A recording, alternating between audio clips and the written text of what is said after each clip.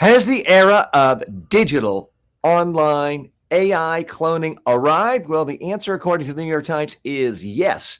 Major front page story in yesterday's Tuesday, May 14th, 2024, New York Times headline: AI, her era has arrived. And by her, they are referencing specifically the 2013 movie starring Scarlett Johansson and Joaquin Phoenix, all about a lifelike artificial intelligence bot, a clone.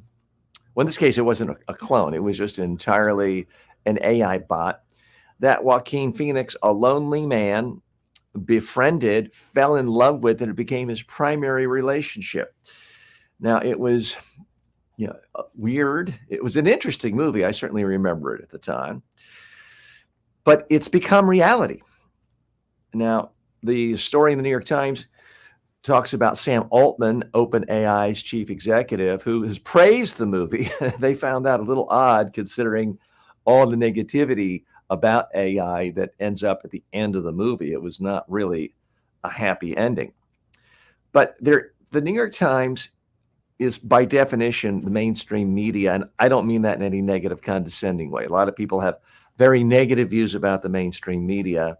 We'll leave that debate for another time. But this is a huge story by really one of their senior technology writers, Kevin Roose, forgive me if I'm mispronouncing that. I do like his writings. I've read his books as well. But he's following these trends in artificial intelligence.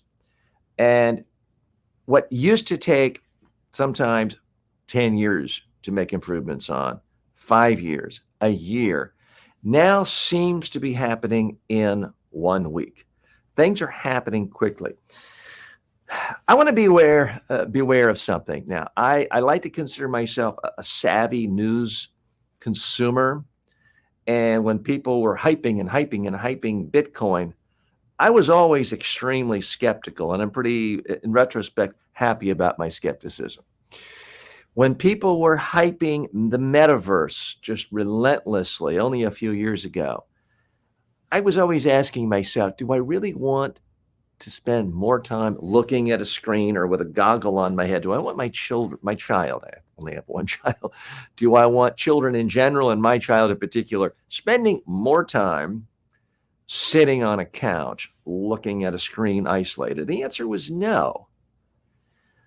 So when people start hyping anything, I get very suspicious. But the more I have immersed myself in reading everything I get my hands on when it comes to artificial intelligence and cloning, specifically as it relates to helping communication, which is my form of expertise and my niche,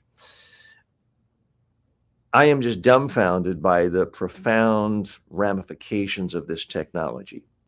I kind of feel, and I don't mean to be insensitive by this, I kind of feel like I just happen to be on a resort in Thailand and I'm in the penthouse of a resort and I just happen to have super powered binoculars and I'm looking out and I see a giant tidal wave coming. No one else notices. Everyone's on the beach, frolicking around.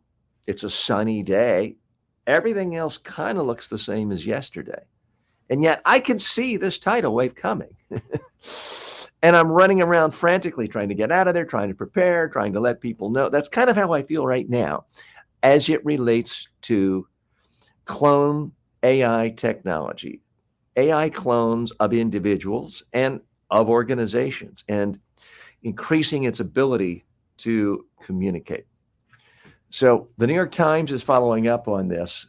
They are talking specifically about the dramatic improvements. I would urge you to check out the article. The article I've hyperlinked in my newsletter today. If you don't subscribe to the newsletter, go ahead and go to mediatrainingworldwide.com, or I believe there's a link in the About section on my YouTube page. You can find it there. And Ben, if you don't mind posting the link to the New York Times article, it is in the newsletter. You can go ahead and post it in the comments. My colleague Ben in the green room, in the production room with us today. So we'll post that article for you. So the article talks about how the new advances in artificial intelligence voice assistants in the past have been limited in the nuances of the conversation, the tone, the emotional impact, and that synthetic voices like Siri and Alexa tend to be flat and impersonal. But that's all changing. It is all changing. And the particular columnist, Kevin Rose, talks about his own experiences with AI friends and what's happening there. There is something new. And forgive me, if you are a technologist, you're going to hear me use phrases and think, well, this guy is not a technologist. You're right. I'm a communicator. And I try to learn just as much as I need to know about technology to help me communicate more effectively and to help other people communicate more effectively, whether you are a CEO, a founder, a thought leader, a trainer, an expert, an author, a consultant. That's who I try to help. And that's what this channel is all about. We're not primarily a technology channel, but circumstances change. And we are living in an era where the technology for communication is just wildly changing. And in my view, it's as different as the days before there was any television or radio and the days after television and radio. The difference, of course, being it took decades before TV and radio really took off, before the adoption rate just skyrocketed. With artificial intelligence, ChatGPT, boom, 100 million users in almost no time. It's the fastest using technology. Now, ChatGPT is not the same thing as everybody having a digital clone. I realize that, but it is profoundly linked and related and tied together. So now OpenAI has come up with GPT-4. It's either O or 0. It looks like O. And it's called native multimodal support. This involves the ability to take in audio prompts and analyze them directly without converting them to text first. According to the New York Times, this has made its conversations faster and more fluid to the point that if the ChatGPT demos were accurate, most users will barely notice any lag at all. Now, those of you who've been here with me, especially in the last week or so, know I've been testing TJ Walker AI, my own chat, my own clone, my own digital clone, and there has been a lag. Sometimes it's as much as 10 seconds. So that does kind of make things clunkier. There's no doubt about it. It makes it less like a completely fluid conversation. Makes it harder for me to get my clone interviewed on talk shows and podcasts. But it is improving, and I've been assured by the technology platform I use, which happens to be delphi.ai, that things are really in the works to improve that and to make it much faster. And that's going to happen not in 10 years or 5 years or a year, but really in the next month or so. So a lot of things are happening very, very quickly. Now, according to the Times, it makes a different experience. I want to play with you a partial clip that explains this in more detail. So let me make sure I share the audio all the way. And my colleague Ben, under my name, has just posted the link to this New York Times column. So let me go ahead and share this clip that goes into some of these details at greater length. So I'm sharing my audio. I'm going to keep it on a smaller screen because I don't want anyone accusing me of stealing copyright. So with me on the screen, it makes it a more arguable case that I'm not stealing the intellectual property. Let's take a look.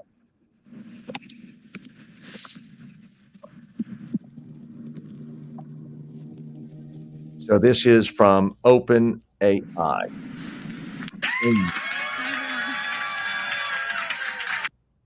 I'm going to fast forward a little so we can get to some of the meat. Including our free users.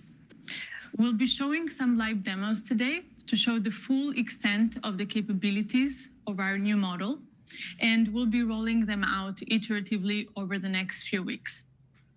All right, so let's get started. A very important part of our mission is to Now, I'm sure this is not an AI, but I can't help but notice that when someone says we'll be rolling these out iteratively, it sounds like an AI wrote it. So it does make me wonder if they used AI to write the script, because I've never actually heard someone use that word in a sentence that way. But this certainly appears to be a real human being explaining this. Here's part of the significance that I want to highlight here. It's the sheer fact that this company, which no one had ever heard of until 5 minutes ago, is able to talk about its products. It gets front page news coverage in the New York Times, which is arguably the most influential news outlet in the United States and certainly one of the most in the world.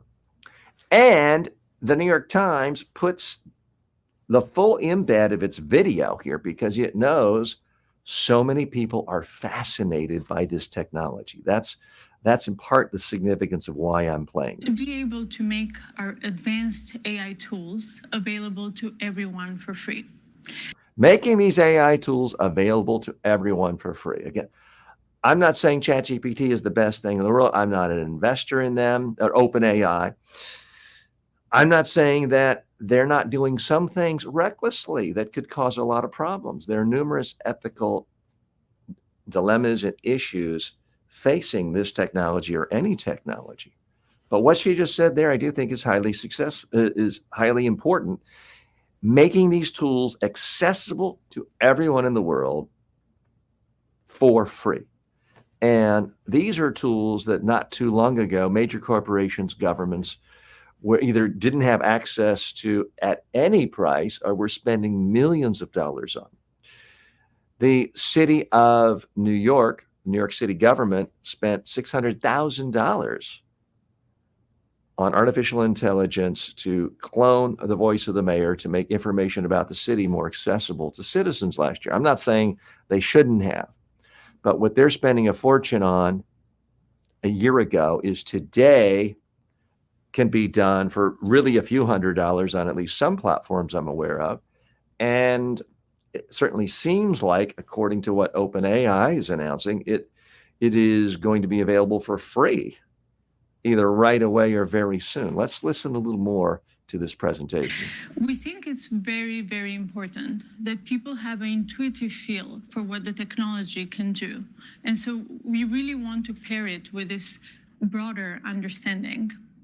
And we're always finding ways to reduce that friction. And recently we made ChatGPT available without the sign-up flow. And today we're also bringing the desktop app to ChatGPT because we want you to be able to use it wherever you are. As you can see, it's easy, it's simple, it integrates very, very easily in your workflow. I'm going to fast forward to a few other parts that I think are of significance. But again, it wasn't that long ago when if a startup company said to the New York Times, oh, we want you just to put our own promotional video on the front page of the New York Times, the New York Times would have said, sure, we're happy to. Please send us a check for $500,000 for advertising.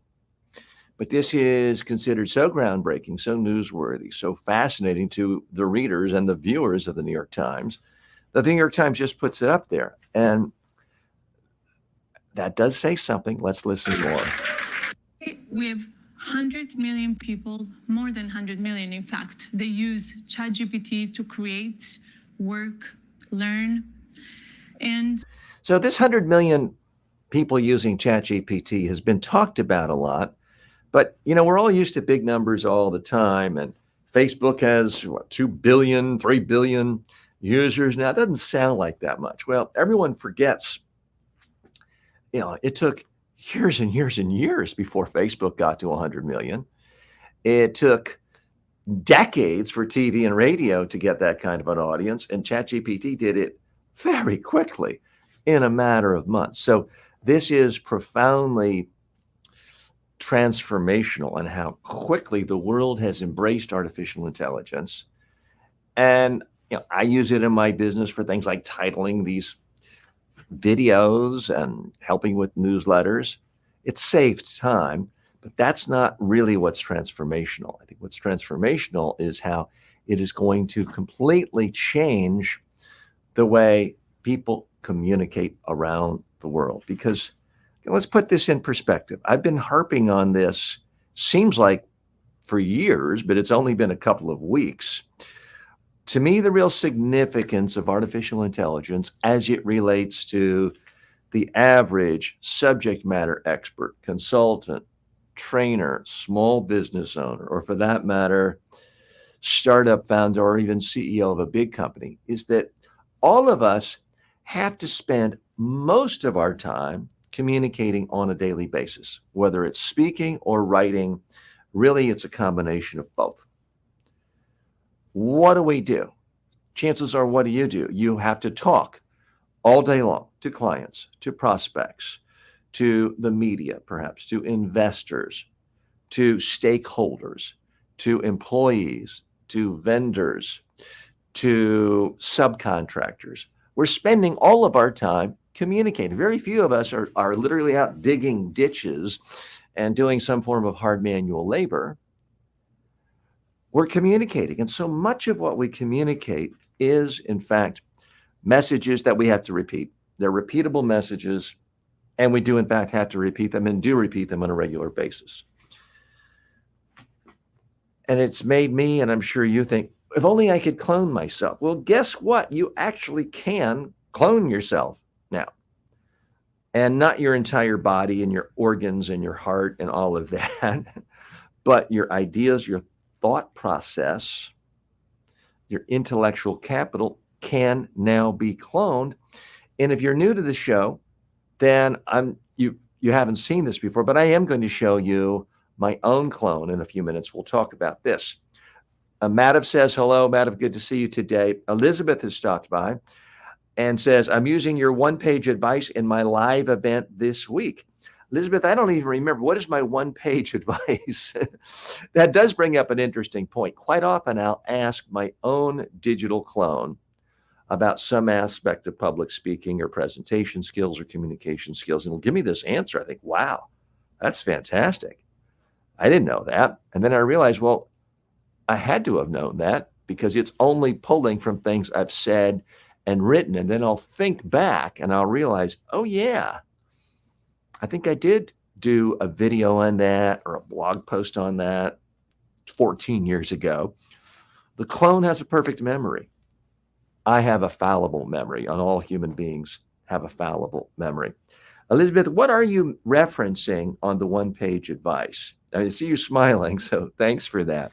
Post that. I want to share a little more from this latest announcement from OpenAI. OpenAI is obviously getting a lot of attention. They're the ones who brought out ChatGPT, but there has been an explosion of investment in really anything to do with artificial intelligence in the last 2 years. And so many breakthroughs from so many people in the industry. It's hard to keep up with everything. It can make your head spin. Let's listen a little more from this video release from OpenAI. We have these advanced tools that... I'm going to fast forward. So our developers can start building today with GPT-4o and making amazing AI applications, deploying them at scale. 4o is available at 2x faster, 50% cheaper, and 5 times higher rate limits compared to GPT-4 Turbo. So she's getting into some weeds here that are obviously very important to their customers, their users, the technology industry, but I'm going to admit, completely over my head. But the big themes of it makes things go faster, it makes things less expensive. Those are trends that I think anyone can relate to, because when you can communicate quickly and your costs get lower and lower and lower. I mean, I'm old enough to remember the days when if you got a long distance calls, like you dropped everything, you ran to the house, and yes, you had to run to the house to take a phone because you didn't have a cell phone, because it was costing $1 a minute. I mean, long distance phone calls were a big deal when I was growing up because they were so expensive. And now you ask someone under 30 If you made any long distance phone calls lately, I think they would like, what are you talking about? A phone call is a phone call. They all cost the same. Now we are getting to the point where you can use really, really wildly expensive from a few years ago video, audio, computer processing, machine learning, and put it out in front of the world, your clients, your customers, your prospects, for things that would have cost millions of dollars. And we're getting to the point where if it's not zero, it's almost zero. And certainly with a lot of platforms and businesses popping up like mushrooms around OpenAI and its technology, many of them do have introductory offers that are in fact free. So anyone can sort of hop into this and get in. Elizabeth says, you did a talk with Tim Hughes. Yes, great interview. And if you want to see that full interview with Tim Hughes, just go to the YouTube channel and look under the live category or just search Tim Hughes on my channel. You'll see that. And also, let me spotlight fantastic interview with the great Julian Treasure yesterday on the show. If you missed that, it's available on demand. It's on a lot of different platforms, but the best place, the easiest place to find it is going to be to go to my YouTube channel. That's just TJ Walker Success on YouTube, and type in Julian Treasure. For those of you who don't know him, he's the 6th most watched TED speaker of all time. People don't realize this, but the average TEDx speech only gets 411 views, or the median, I should say. Half get less than that. Let me say that again. The average TEDx speaker median has 411 views. We think of TED, we think, oh, everyone gets millions of views. No. Well, my guest yesterday, Julian Treasure, has 150 million views of his TED speeches and TEDx speeches. So you're going to want to watch that interview after our live session today. So please make a note of that. And Elizabeth, thanks so much for watching. Elizabeth, let me ask you, do you have a digital clone? Are you thinking of creating one? If not, why not? And you may think, well, there's just no use for you. Are you seeing other people in your industry using them, talking about them? And if you are an author, expert, trainer, consultant, are you worried that others might get there ahead of you and perhaps make you irrelevant? I will share with you that I've made plenty of bad decisions in my life, and I've misjudged technology trends. I got into online course development and online course training in 1998, which turns out was horrible timing, way too early. People didn't have the bandwidth to download video, really even the audio I was doing. Way too early, lost hundreds of thousands of dollars. Fortunately, when it did start taking off in 2013, 14, I was there. I had a lot of courses, and I really rode that pony a long, long way. I had a lot of people in my industry, my age, some of them even younger, who said, that's not really serious. I'm going to stick to doing in-person trainings, in-person speeches, in-person keynotes. And guess where they are today? A lot of them broke, out of business, or retired because they didn't adapt to the technology of the time. I happen to believe, and I could be wrong, that this digital cloning is the technology of our times. And as I mentioned at the beginning of this show today, it's a giant tsunami. It's coming for all of us, and we can now see it. All the conditions are right. The weather conditions off the coast, and forgive me for being insensitive for anyone who's ever been a victim of a tsunami. I don't mean to be insensitive, but all the conditions are right. The earthquake happened off of the coast of Africa. The giant tsunami is out. We can see it. It's maybe a mile away, and it is moments from hitting and completely transforming, changing, in some cases destroying a lot of things in its path, and it's time to get ready. So Elizabeth, Madev, if you have any questions or topics you wish to discuss related specifically to communication skills, and the use of clones, let me know. Also, get your questions ready for our special guest today. We're bringing on our special guest, which is TJ Walker AI. That's right. I'll be bringing back my own AI to test a few things, to try to learn more, to tweak it more, to figure out how I can make it more useful to you and to others. And who knows, maybe when I go on vacation, I'll have my clone guest host. I don't know if we're there yet. But let's get back to this major statement from the folks at OpenAI yesterday that is now dominating news coverage. So let me play a little more of this. Just take a deep breath and remember, you're the expert. Okay. Civil society. So what we are going to do is get to the actual demonstration and listen to this. Let's take a listen. To figure out how to best, I will bring on two.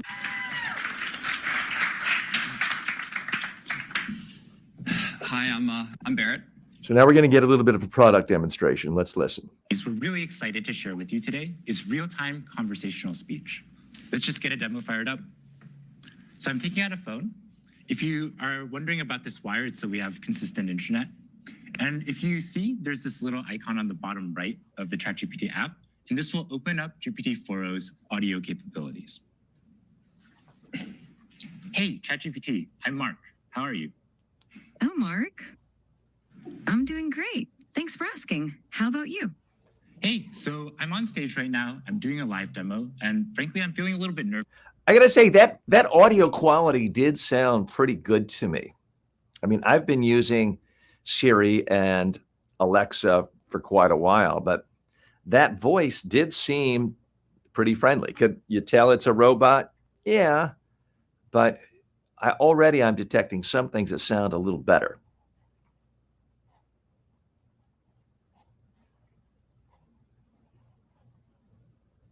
Nervous. Can you help me calm my nerves a little bit?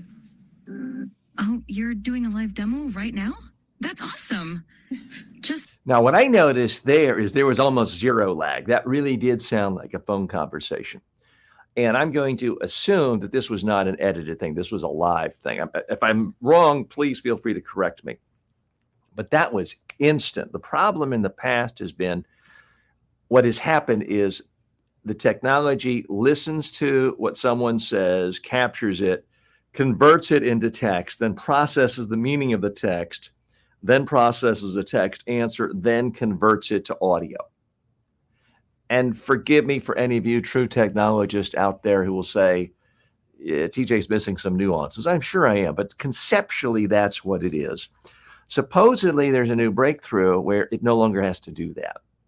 It can capture the audio and then process it in a way where it spits out an audio response so that it's much, much faster. That is part of the news of what happened they were announcing yesterday. Let's listen more. Just take a deep breath and remember, you're the expert. I like that suggestion. Let me try a couple deep breaths. Can you give me feedback on my breaths? Okay, here I go. Whoa, slow a bit there. Mark, you're not a vacuum cleaner. Breathe in or a count of 4. Okay, let me try again. So I'm going to breathe in deeply.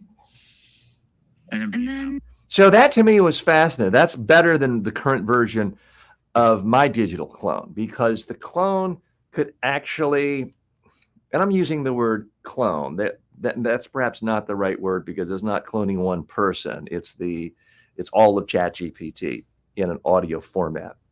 But it was able to really detect how he was breathing. So it's analyzing the sound patterns. Now, as a communicator and as a communications coach, that's what fascinates me the most. Because that's what I do in real life when I meet face-to-face with a CEO or an executive, an author, expert, someone who's about to do a live interview on CNN or about to give a speech on the main TED stage, is I've got to really analyze how they're breathing, how loud they are, how soft they are, how quickly they speak. And they're claiming they could do it right now. It's not in my clone yet, but I've been assured by the platform I work with that it's going to be in there very, very quickly. Let's listen more.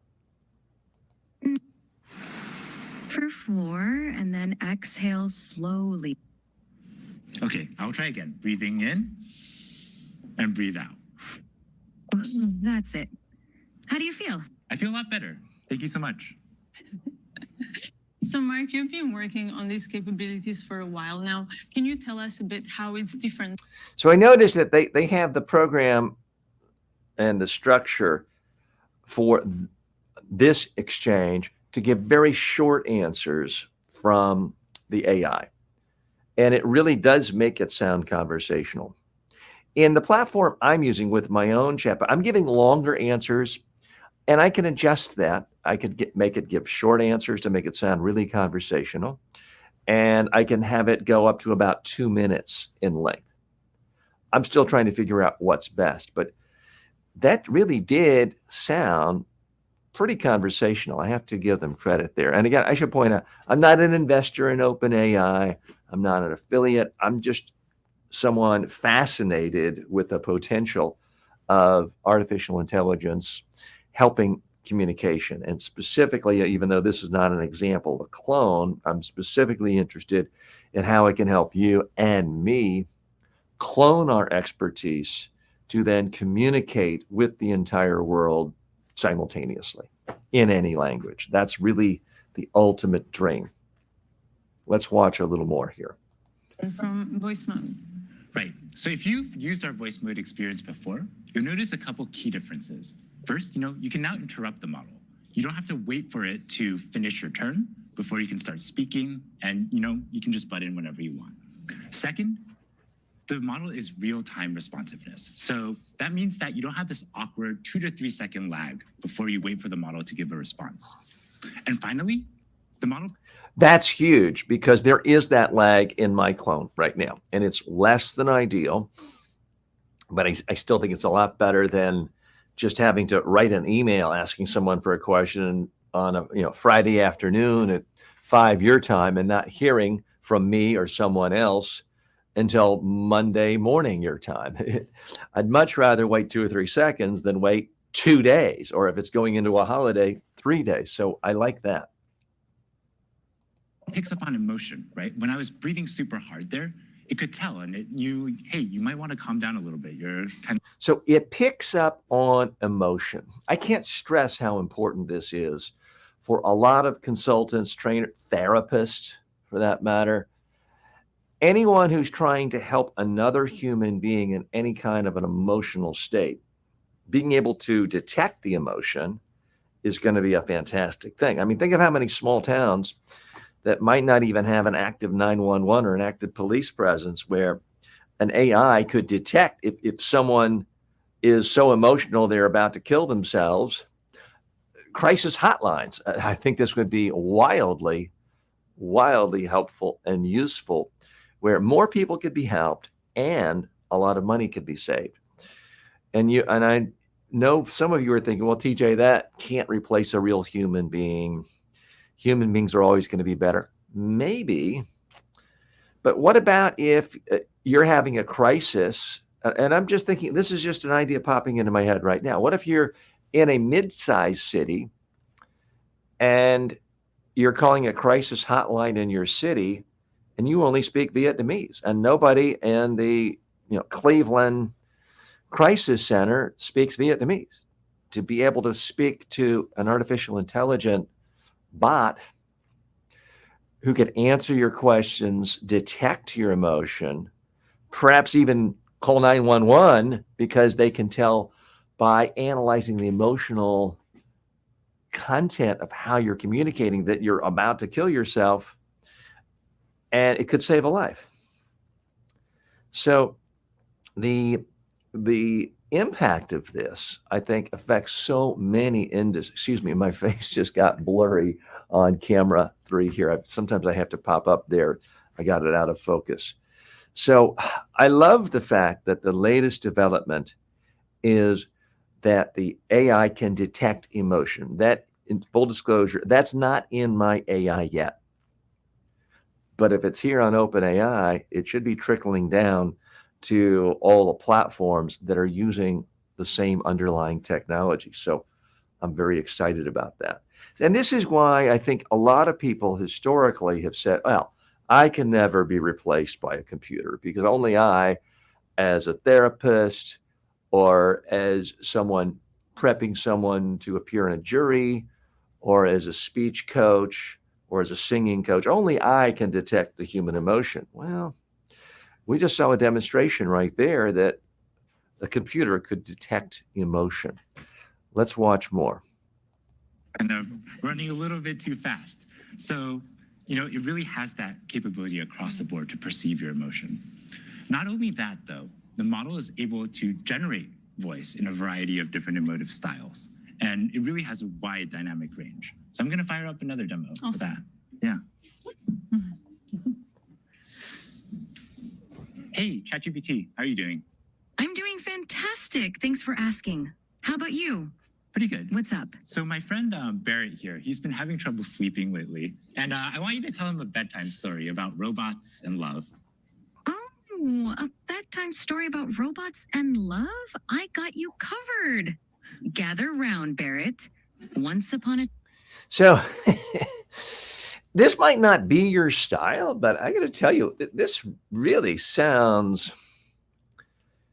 if not like a human being, at least like a world-class scriptwriter who had weeks to write a script to make an AI sound like a human being. It does not sound like the typical computer full sentences, thusly, moreover, mitigate. I mean, it really does sound more like a human being. Even the saying, "What's up?"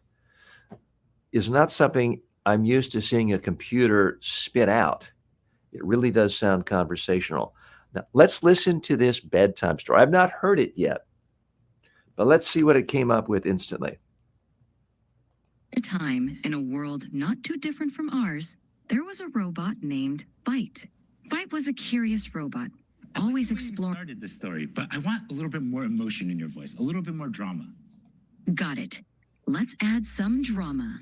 Once upon a time, in a world not too different from ours, there was a robot named Byte. No, ChatGPT. I really want maximal emotion, like maximal expressiveness, much more than you were doing before. Understood. Let's amplify the drama. Once upon a time, in a world not too different from ours, there was a robot named... Okay, I'm not a Hollywood actor or a Broadway actor, but if I saw this, I would really be panicking. I mean, this is the first time I've seen this with you. And I got to tell you, that was, I thought, breathtaking in the ability of someone to just give direction to an AI and it understand what it means and completely change itself. Now, full disclosure, my AI doesn't do that yet. I'd heard about this development yesterday. I tested mine, didn't really do it yet. But if OpenAI is doing it again, I'm certainly anticipating this is going to filter down into what my digital clone can do. So I don't know what this means to the typical actor, but if one person can direct an AI to have any range of emotional expression and also any kind of voice, and then presumably you can make the AI look like anything. You could say, in fact, I want an actress on screen who looks like a combination of Scarlett Johansson and Cindy Crawford and Beyonce. And it creates an image that's now not stealing anyone's copyright, however that's defined. And I want to have a smooth, silky voice. And here's the script. And I can watch it and make a million little minute changes for the emotional expressions, the sound, the look of the face. It really does raise the question, why would anyone in Hollywood ever hire an actor again? I don't know. There are certainly implications for employment and entire industries and sectors. I'm not wishing anyone get put out of business.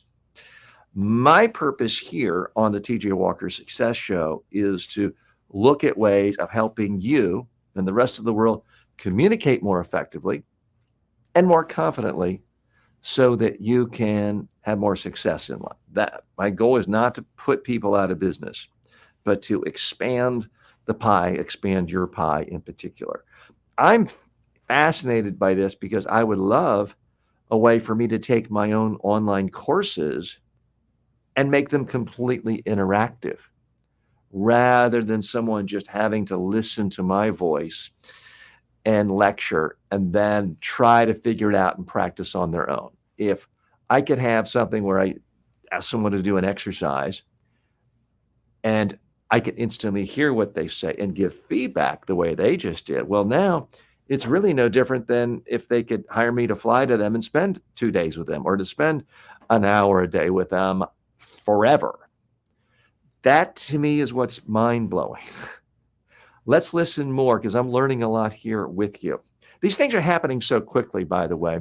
It's hard to keep up. I mean, there's now sort of a fire hose of breaking news that all relate to artificial intelligence, cloning technology, the ability of computers to speak to humans, to answer questions, to be responsive, and to do more.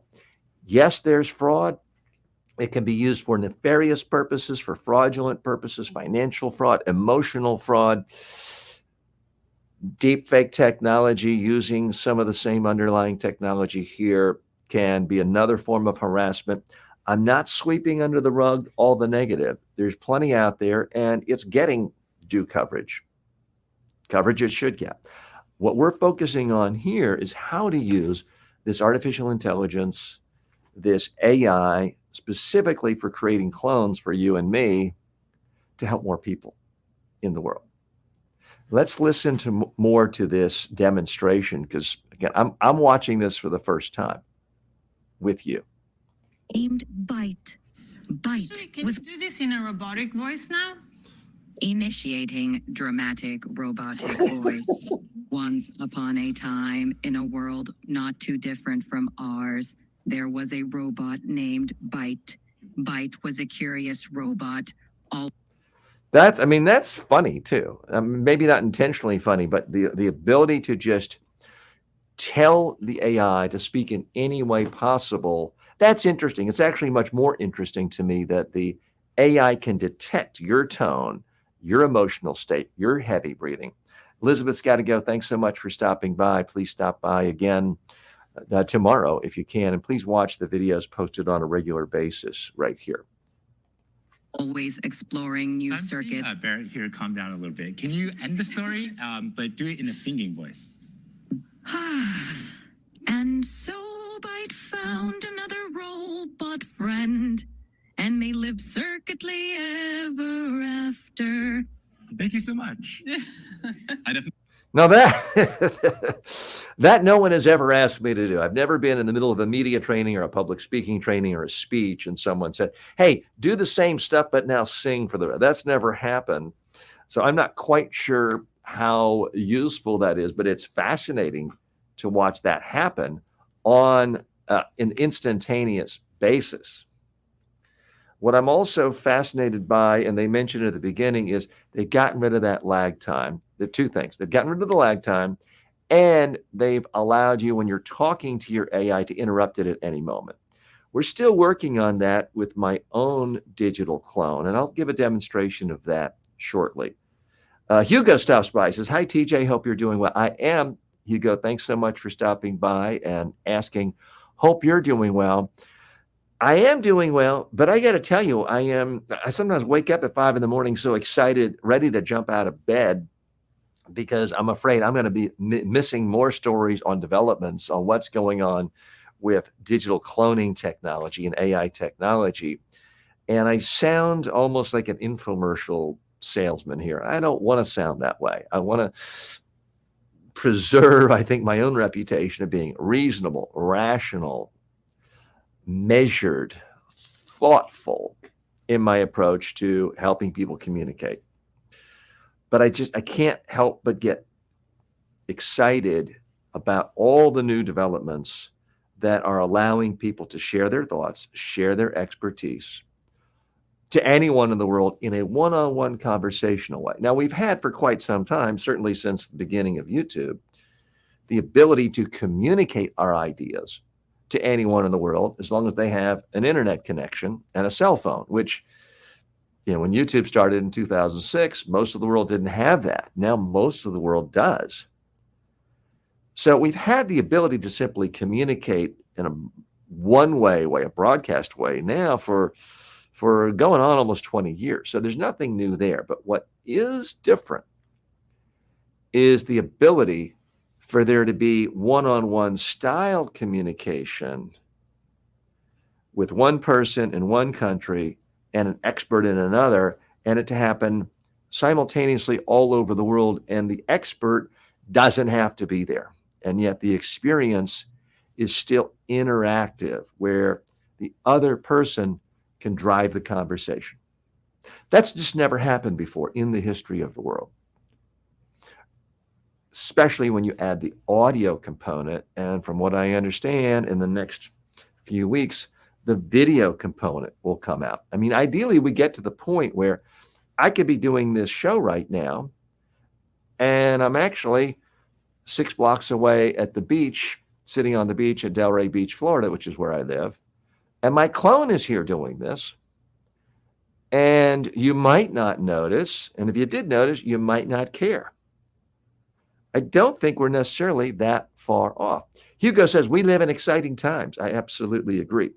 When do you foresee your clone being able to analyze audio recordings and provide public speaking advice? Well, it currently gives public speaking advice, and I'm going to demonstrate it here later. Now, it's not yet able to analyze audio recordings unless you're just speaking to it, and then it can analyze your messages, your words, your ideas. It cannot analyze your tone, your speaking speed, and your volume.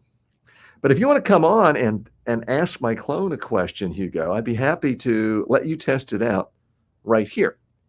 And you can also just go to it anytime. Right now, we're in a sort of a beta phase, so we're making it completely open to anyone. You don't even have to give me your name or your email address. I will put that up here shortly for those of you who want to join it. But I want to watch a little more of this demonstration. I wasn't planning on spending this much time with a promotional video from OpenAI, but I got to tell you, it is absolutely riveting being able to give direction like that. I'm glad I'm not a Hollywood actor, but I don't want to be too smug here, folks, because maybe this thing makes my expertise completely irrelevant.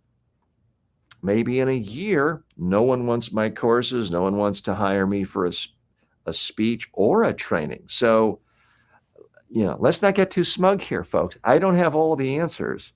We are all, most technologists would say at some point, general artificial intelligence will make virtually every traditional job irrelevant because the AI can do it better. Will we want human caregivers or artists that we can see them and touch them? Maybe. Will humans evolve into other services that are professions that are in demand? Possibly. But you could say any current profession as it is currently practiced, at some point, general artificial intelligence will be able to do better, cheaper.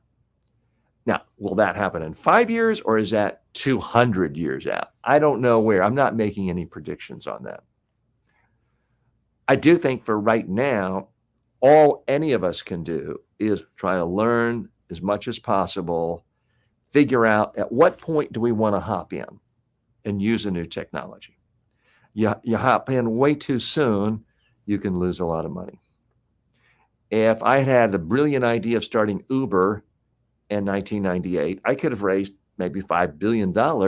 I would have lost every penny. Uber didn't work until everybody had a cell phone and the technology and the GPS and everything else had to be in place. So certain things only work when other things are in place.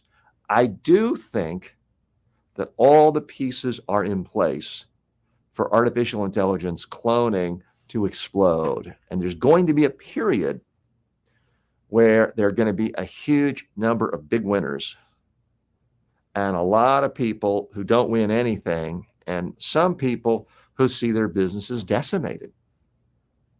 Certainly, online training did that to a lot of people who were only used to training in person. When you combine the pandemic with the rise of people's interest in online training, people who built in a lot of online courses and made online courses did really well. People who did not adapt to the technology became irrelevant. And I'm worried. I got to say, I wake up every day worried that I'm not going to catch this trend the right way when it comes to cloning technology, AI clones. I'm pretty confident it's not too late. That's the one thing I'm confident, because I don't see any of my competitors using clones at this point. That's how I know it's not too late. I also feel like it's not too early because of things like these developments we're seeing announced just yesterday by OpenAI, and the fact that they're now consumer platforms. Some of them, Be Human is one I've talked about. CoachVox is another one. Delphi.ai is one. That is the one that I'm currently using and have built my own clone with, which we'll be talking about later.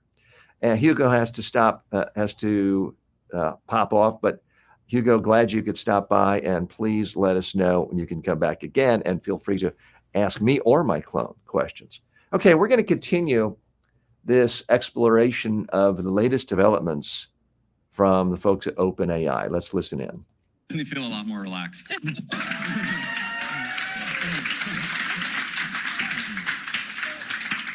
You've just seen the voice capabilities, but we also want to show you the vision capabilities, as the model can also see the whole world around us. Yeah, absolutely. Like, as you can see, you can chat with ChatGPT in real time, but you can also interact with it with video as well. Okay, so let me boot up ChatGPT. Hey, ChatGPT. Okay, so now I'm really getting excited, because to me, this is the missing piece.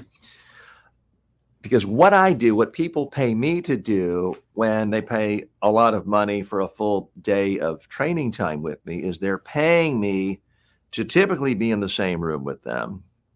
They do a sample speech, they do a sample media interview. Often I'm interviewing them. We record it, but then I'm watching them and I'm critiquing everything they do with their hands, their eyes, the eye darting, fidgeting. I'm giving a detailed analysis of everything I see. And it can be sometimes a little tell, like their foot is tapping under the floor and they think no one notices it. And I'll zoom in with the camera, but I'll also point it out. That's the part where just being able to ask a question and hear an audio doesn't deal with that. So I really want to see what the capabilities are now of the artificial intelligence using a camera to, I won't say seeing, that sounds like I'm anthropomorphizing, but it's inputting data visually through a camera. Let's see what it does. GPT. Hello there. How's it going? It's going really well. Today, I'd really like your help solving a math problem. I'm all ears. What math problem can I help you tackle today? So I'm going to write down a linear equation on a sheet of paper and I'll show you. And then I'd love your help working me through it. But importantly, don't tell me the solution, just help give me hints along the way. Got it. Oh.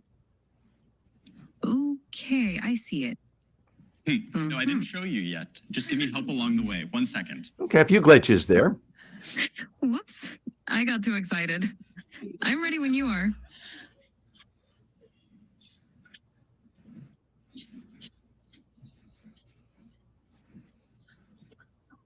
So, ChatGPT, what equation did I write down there? Ah, I see it now. You wrote down 3x plus 1 equals 4. Yep, Let's work- exactly. So what's the first step I should take to try to solve this?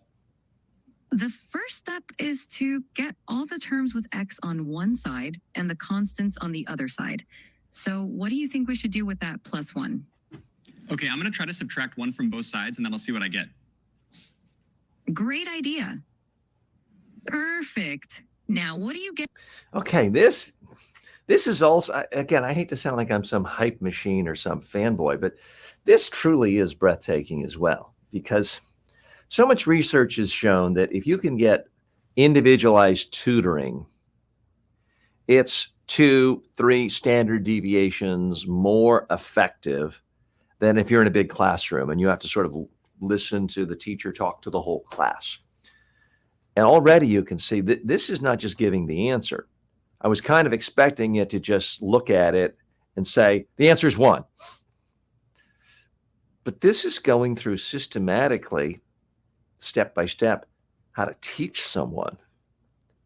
And if you're a trainer, a consultant, a coach, this is what we do. This is what we get paid for. This is why some of us make the big bucks.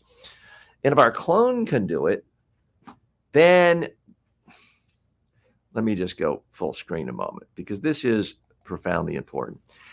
Those of us who are experts in any way, whether you're a consultant, a trainer, an author, a speaker, let's say you charge $10 a day, and I'm obviously making that up. That's not enough to pay the rent in most Western societies.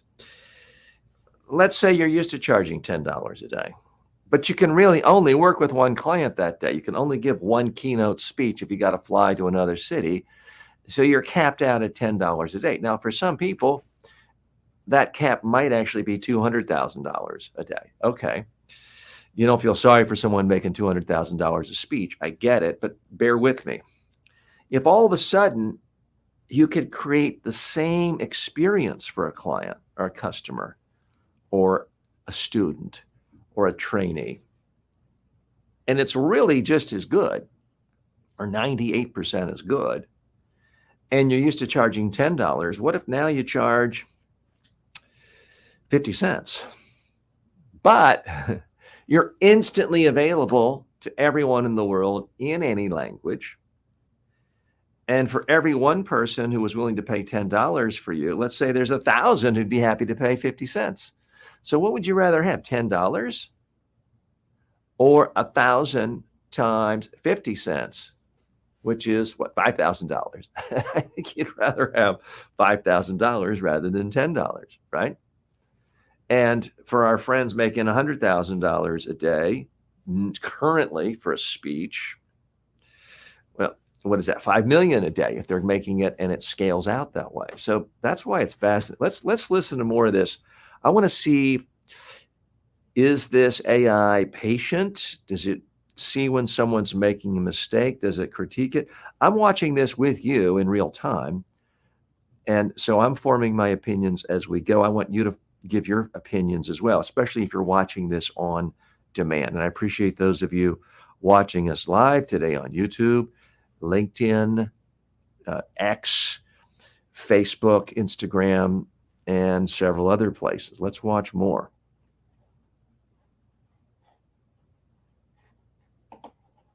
And by the way, this lag time we're getting can't be blamed on computer lag time. It's just me fumbling around with my mouse. Apologies.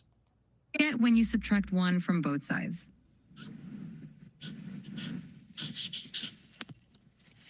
Okay, so ChatGPT, this is what I ended up with. How does this look? Spot on. Now you've isolated the term with x on one side, and it looks like 3x equal 3. What do you think we should do next to solve for x? I'm not sure. Can you give me another hint? Of course.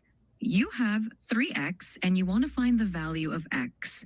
Think about what operation would undo multiplication. Is it subtraction? Close, but think of the opposite of multiplication, because 3x means 3 times x. Okay, I think it's division. Let me try to divide both sides by 3 and let me see what I get. Bingo! Go ahead and divide both sides by 3.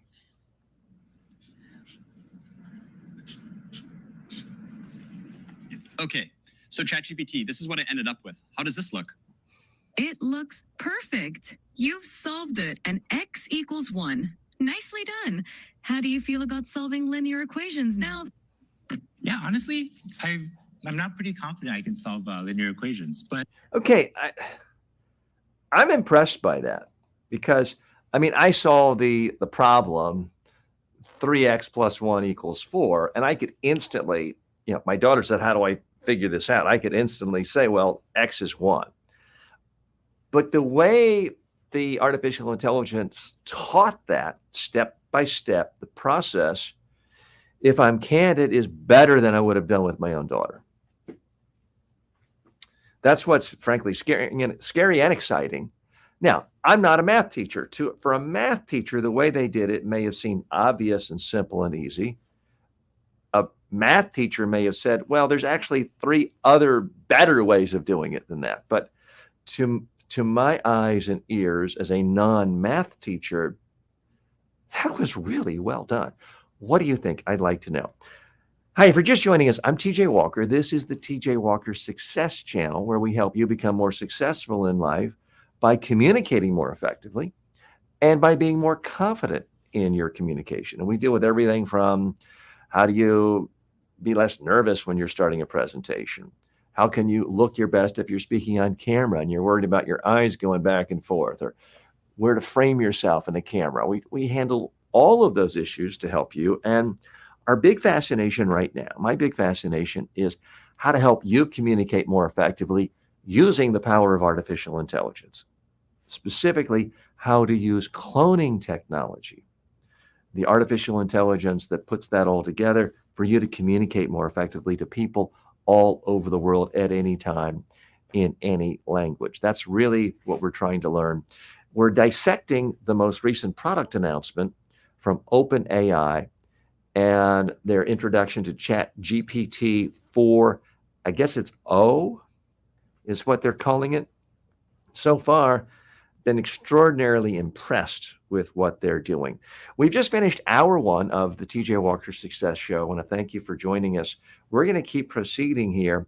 And I'm also going to bring up my own robot. It's not really a robot. My own clone, my own digital clone. And we're going to be doing some testing here. Interesting thing, the OpenAI has a number of features that mine does not have yet. But I've been led to believe by my own platform that I'm using, which is delphi.ai, that it's coming very quickly. Let's watch more of this product demo. Why would you ever need to use this in the real world? I'm really skeptical. That's a fair question. Linear equations pop up in a lot of everyday situations, even if we don't realize it. For example, calculating expenses, planning travel, cooking, and even in business for profit and loss calculations. It's basically a way to solve problems where you need to find an unknown value. Plus, Wow. it's Okay. I have a lot of unknown. So I want to make some comments about the voice. The voice is a great voice. Now, they're not trying to clone anyone's individual voice in real life. So you can't really compare. When people are putting together digital clones of themselves, you want it to sound as close to you as possible.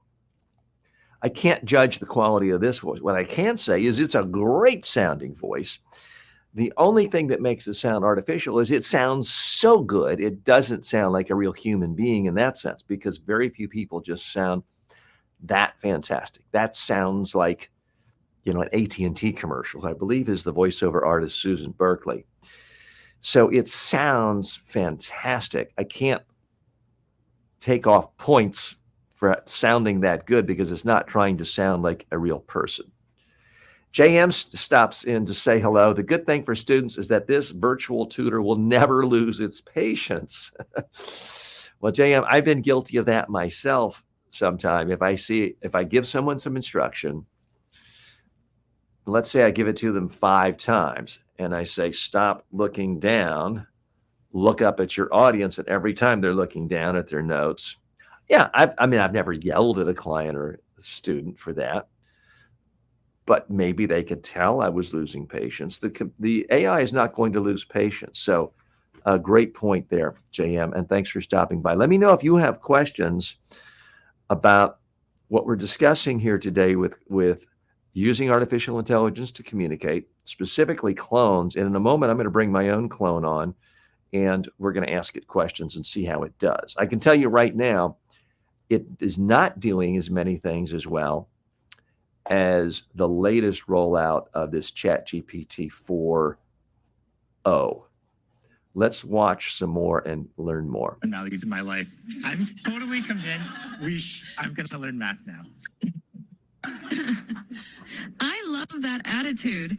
Math can definitely help solve some of life's mysteries. Whenever you're ready to dive into more math, I'm here for you. Anything else you'd like to tackle today? So ChatGPT, I really love that you taught the value of math to my friend Mark. And I wrote one last thing I'd love if you could take a look at.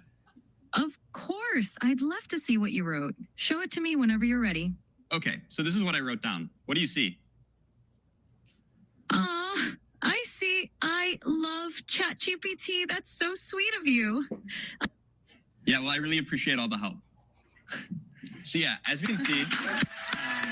So interesting there, it can tell symbols too. It's not just reading text. It could tell sort of a homemade heart means love, interpret it, and give a response that sounded like it had the same emotional state of a human if you gave them the same message. So that was fascinating. What I have not seen yet is, can it analyze someone's facial movements, structure, body language? Let's see if they have any other aspects of their demonstration here. Wow, that's quite the outfit you've got on. Yeah, as we can see, we can chat in real time to ChatGPT. And not only that, we can interact with it with video as well. And I swear, like, if you look at Barrett's GPT history, it's all equations like this. Now that you can do linear equations, can you show us something more complex? I think so. Okay, next let's try something coding related. So let me take out a computer for this. Okay, so I'm going to open the. Now, I thought I heard it say comment on the gentleman's clothing. That to me is of greater interest. But let's see where they go from here. And on the screen, we have some code. And then the ChatGPT voice app is on the right. So ChatGPT will be able to hear me, but it can't see anything on the screen. So I'm going to highlight the code, Command C it, and then that will send it to ChatGPT. Now, the other interesting thing to me is they haven't tried to personalize it by giving it a name like Siri or Alexa, because while the voice does sound friendlier and more lifelike than Siri or Alexa, it is a little odd saying that, calling something ChatGPT. Random Rick stops by and says, this show is the flashback part of the movie after AI has installed Martial Law 2034. So Rick brings up an important, and Rick, if you want to come on and talk to us, I'm more than happy to talk about these things, because there are numerous ethical considerations that have to be dealt with and grappled with when it comes to artificial intelligence. I by no means need to seem like I'm sweeping under the rug all the potential problems that artificial intelligence could bring about. No lesser and a futurist and theorist than Elon Musk thinks that AI could ultimately destroy humanity. So I'm not in any way discounting that. My job right here, as someone who tries to help people become more successful in life and trying to help them communicate more effectively, is to help people use technology to communicate more effectively. So I'm trying to figure out how to use digital clones to do that. Can they get to the point where they take over and impose martial law? Maybe. I do think there are a lot of very seasoned cultural and legal and ethical experts looking at that daily, talking about it on the op-ed pages of the New York Times and other august news journals. And it deserves attention and more attention. What I am trying to do is to figure out how, here we are at May 15th, 2024. This technology is rolling out every single day. If you haven't seen your competitor using a digital clone to beat you in the marketplace today or last week, you're going to see it next week. I'm pretty confident of that. So what I want to do is equip myself and equip you with the tools so that you can use artificial intelligence in a way that you feel is ethical and honest and transparent. And it takes some it takes some figuring out. No one's got all the answers right away. I rolled out my artificial intelligence clone about a week and a half, I guess 2 weeks ago. And it's you push the button and said, "Hi, I'm TJ Walker." And one of my colleagues, Barb Tomlin, said, "You know what? It's not TJ Walker, it's TJ Walker's clone." And I'm paraphrasing her, but she correctly pointed out it's a little bit misleading. And you know what? I typed a change, and so now it says, "Hi, I'm TJ Walker's clone." So now I'm being completely honest and completely transparent. I didn't mean to mislead anyone, but it takes a while going through all these. And Rick's, please come back anytime, and appreciate you stopping by at work and listening. And if you want to type in any questions or comments, happy to do that. JM says, "I imagine that soon it will be able to give fashion advice based on the latest trends." Well, I can't imagine that not happening. Now, you don't want to take fashion advice from my clone. I'll tell you right up front. And full disclosure, I'm colorblind. And this suit is now 15 years old. Some of you may like it. Some of you may hate it. But that's not my core area of expertise. There's going to be a time when, let's say you like the guru Tim Gunn's, presumably everything he's ever said about fashion can be input into a clone. And then you can ask his clone, "What do you think of what I'm wearing today?" And he can give you advice based on every insight he ever had. Some people would pay for that and find it valuable. Rick says, "I use Ahrefs AI page to help with YouTube description. It does a good job. Just need to change a few words here and there sometimes." Okay. I'm not familiar with that one. I happen to use a vidIQ. So my team, I'll make the video without a title. I'll just start talking. My team will put together a working title, plug it into vidIQ. It runs it through an AI program, and then it spits out recommendations using artificial intelligence. So that's something I've been doing now for, 9 months or so. So artificial intelligence is sort of creeping its way into every imaginable nook and cranny of any professional's life. So it is whether you realize it or not, you go to Amazon and you think, "Oh, that's exactly what I was looking for." And you buy it. So much artificial intelligence and algorithms and behind the scenes things had to happen using AI to put that product right in front of you at that time. And that's why if we're going to be having AI used on us, we might as well learn how to use it too. Let's watch a little more from this presentation. But JM, I agree with you. Once the AI, and it appears it's at least possible to in some versions of the open AI programs, once it can analyze what you're wearing and give you feedback, that's going to be something that's going to be used extensively. No doubt about it. Let's watch a little more here.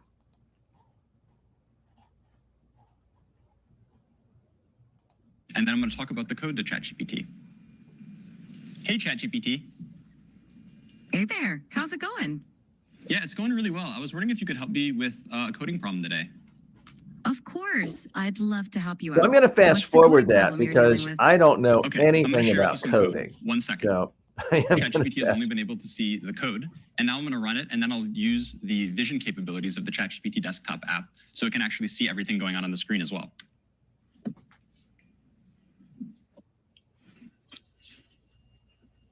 25 degrees and 30 degrees, 77 degrees Fahrenheit. So this is interesting. You can be using a version of the AI on a desktop or a laptop, and it can see everything that you're doing on the screen, analyze it, giving you suggestions. Obviously, a highly useful function. To 86 degrees Fahrenheit. What's going on with the y-axis? Is this in Celsius or Fahrenheit? The y-axis is in Celsius. The temperatures are labeled accordingly, such as average temperature, minimum temperature, and maximum temperature. Yeah. So as we can see, not only can ChatGPT help me solve very easy linear algebra equations that I need help with, it can also interact with, code bases and see the outputs of plots and everything like this going on a computer.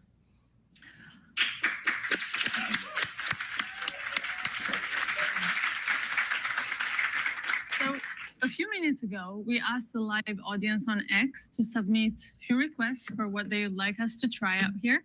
So I will take a couple of prompts. Okay. So I want to take a moment to sort of step back into my more traditional role of being a coach and a critic, a presentation skills coach and critic, and just talk about this demo. I have to tell you, I'm pretty impressed with it.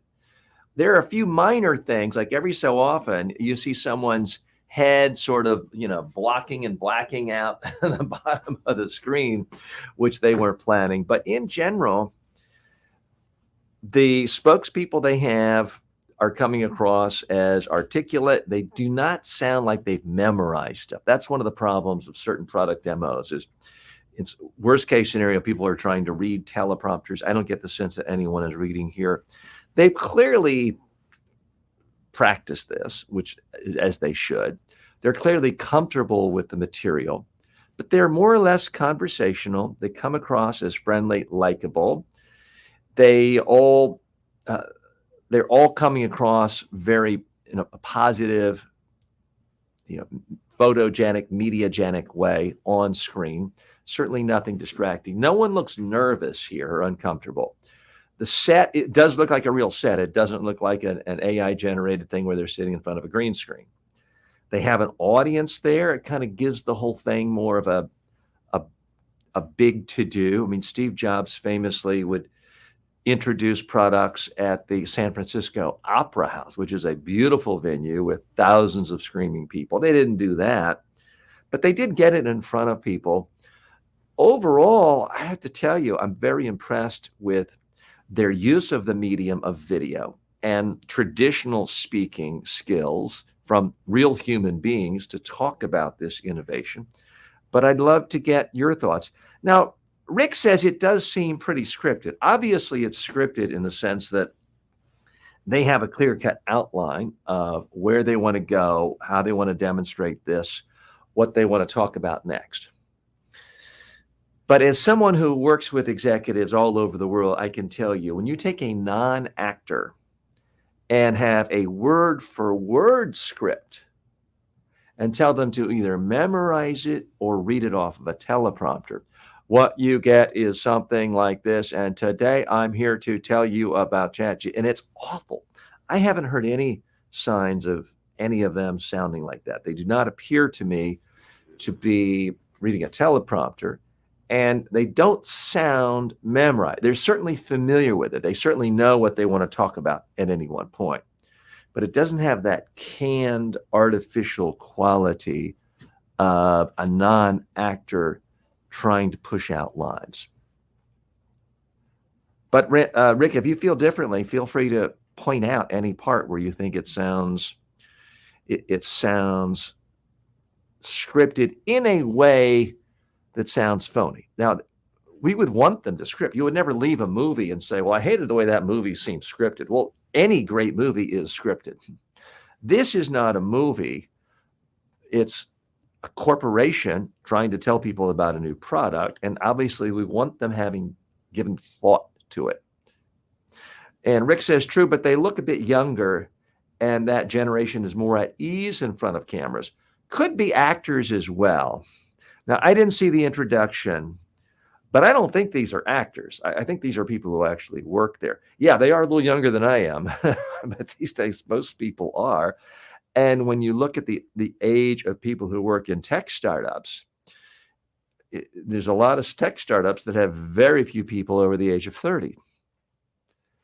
So I get the sense they actually work here, but I don't want to guess and put out false information. But these do not seem to be actors to me. Let's watch more. Okay. Bot Gaskar wants to know if GPT-4o is capable of real-time translation. Mark, you want to try this one? Sure. Yeah, let's do it. All right. Yeah. I speak Italian, so we can just do English Italian. Let's try to do English Italian. Sure, let's do it. So right there, you can see somebody's head is in the bottom left screen. So they didn't get that part quite right. Now, Rick, you were mentioning scripted. They did say we're going to take questions, and somebody on Twitter posted a question. Is it possible they planted it in advance? It's possible.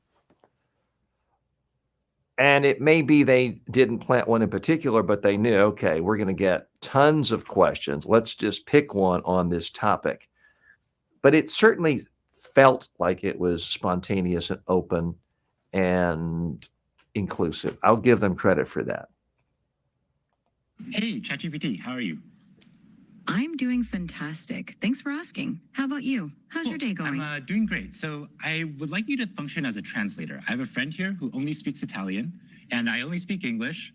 And every time you hear English, I want you to translate it to Italian. And if you hear Italian, I want you to translate it back to English. Is that good? Perfetto.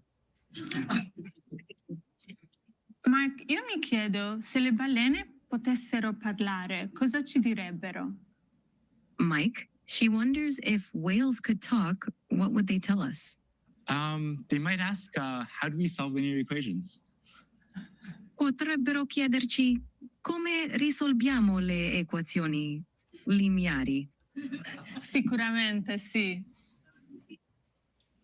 Certainly, yes. Great. It looks like it works.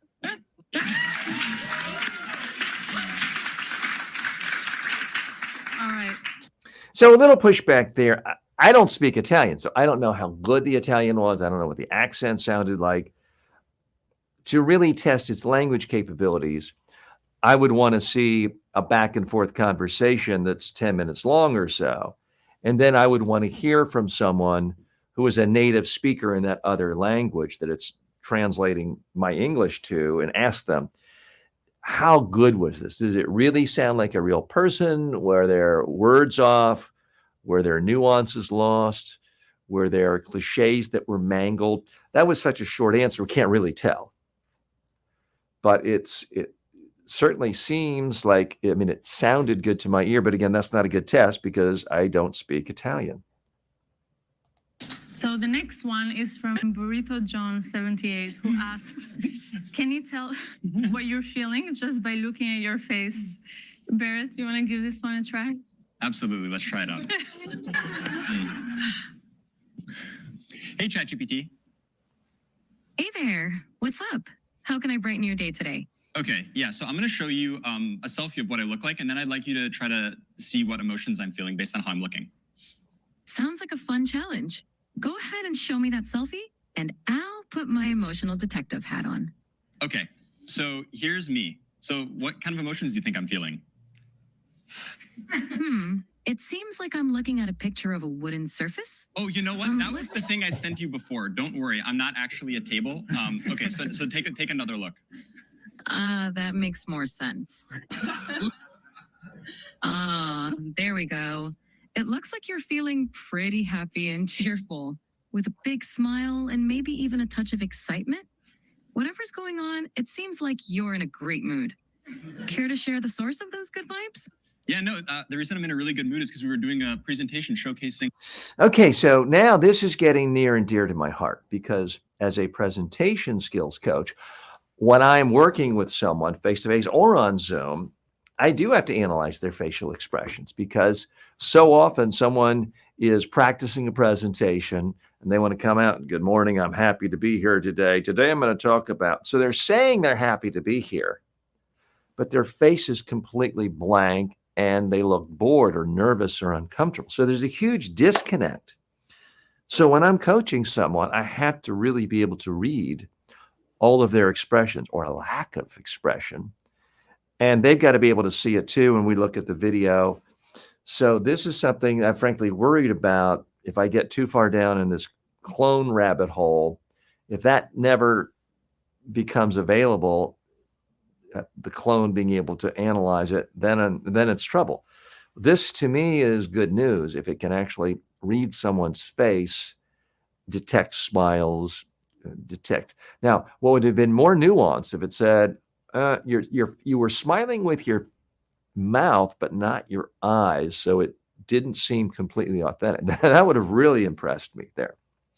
Rick says, and I want contrarian opinions here. Please do not feel like you have to agree with me. Rick says, I guess I'm a skeptic because of the heavy presentation rehearsed look. Plus, my dang voice to text on my phone gets it wrong 80% of the time. This thing is spot on every time. So, all fair points, because I dictate. I mean, yesterday I was dictating numerous times, and Apple's not like a small little startup that has no capital for AI.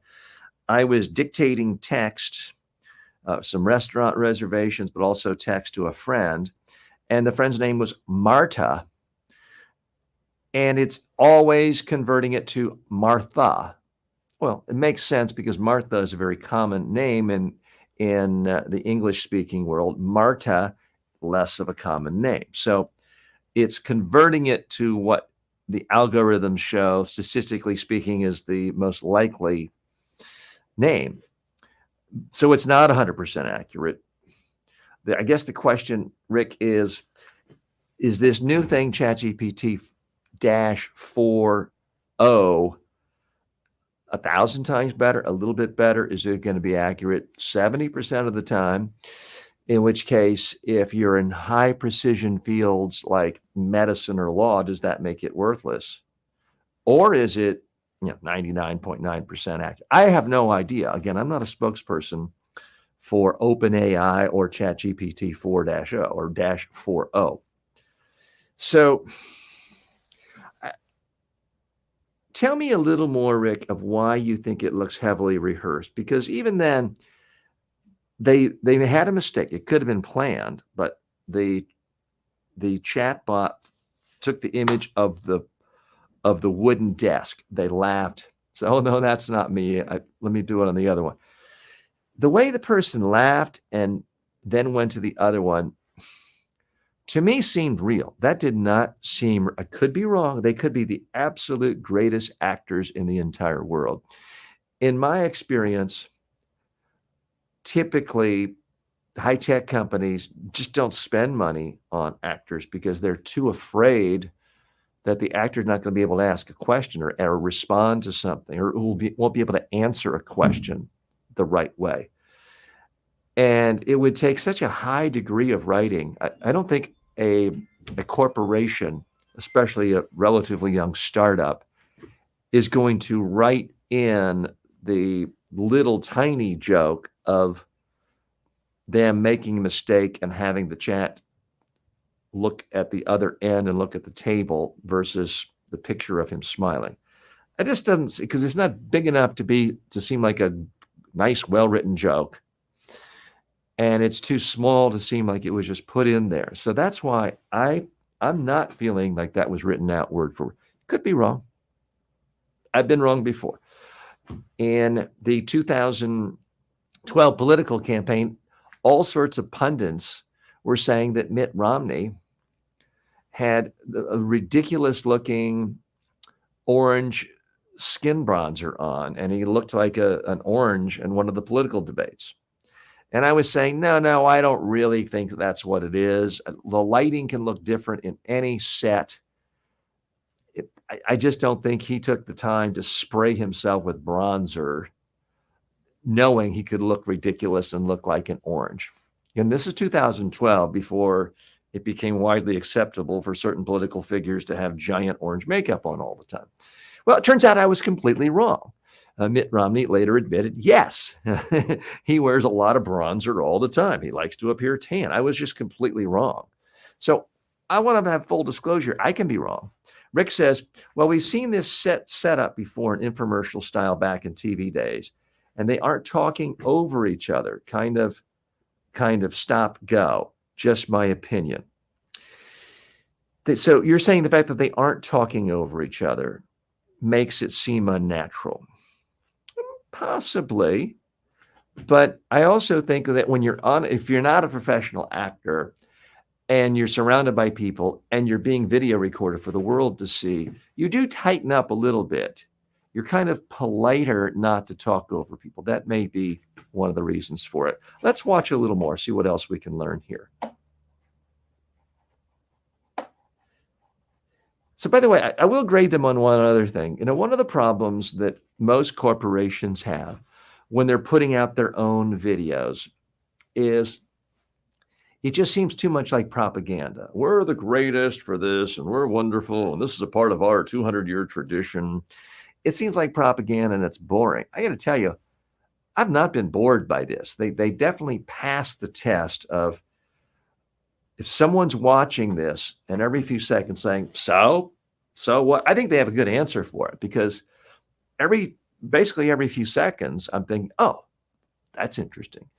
That's really what you want, whether you're giving a speech, whether you're giving a presentation, a PowerPoint, or a video demonstration. You want an audience member every few seconds, if they had to reflect, think, wow, I can see how that'd be interesting. I can see how that'd be useful. They're passing that test to me.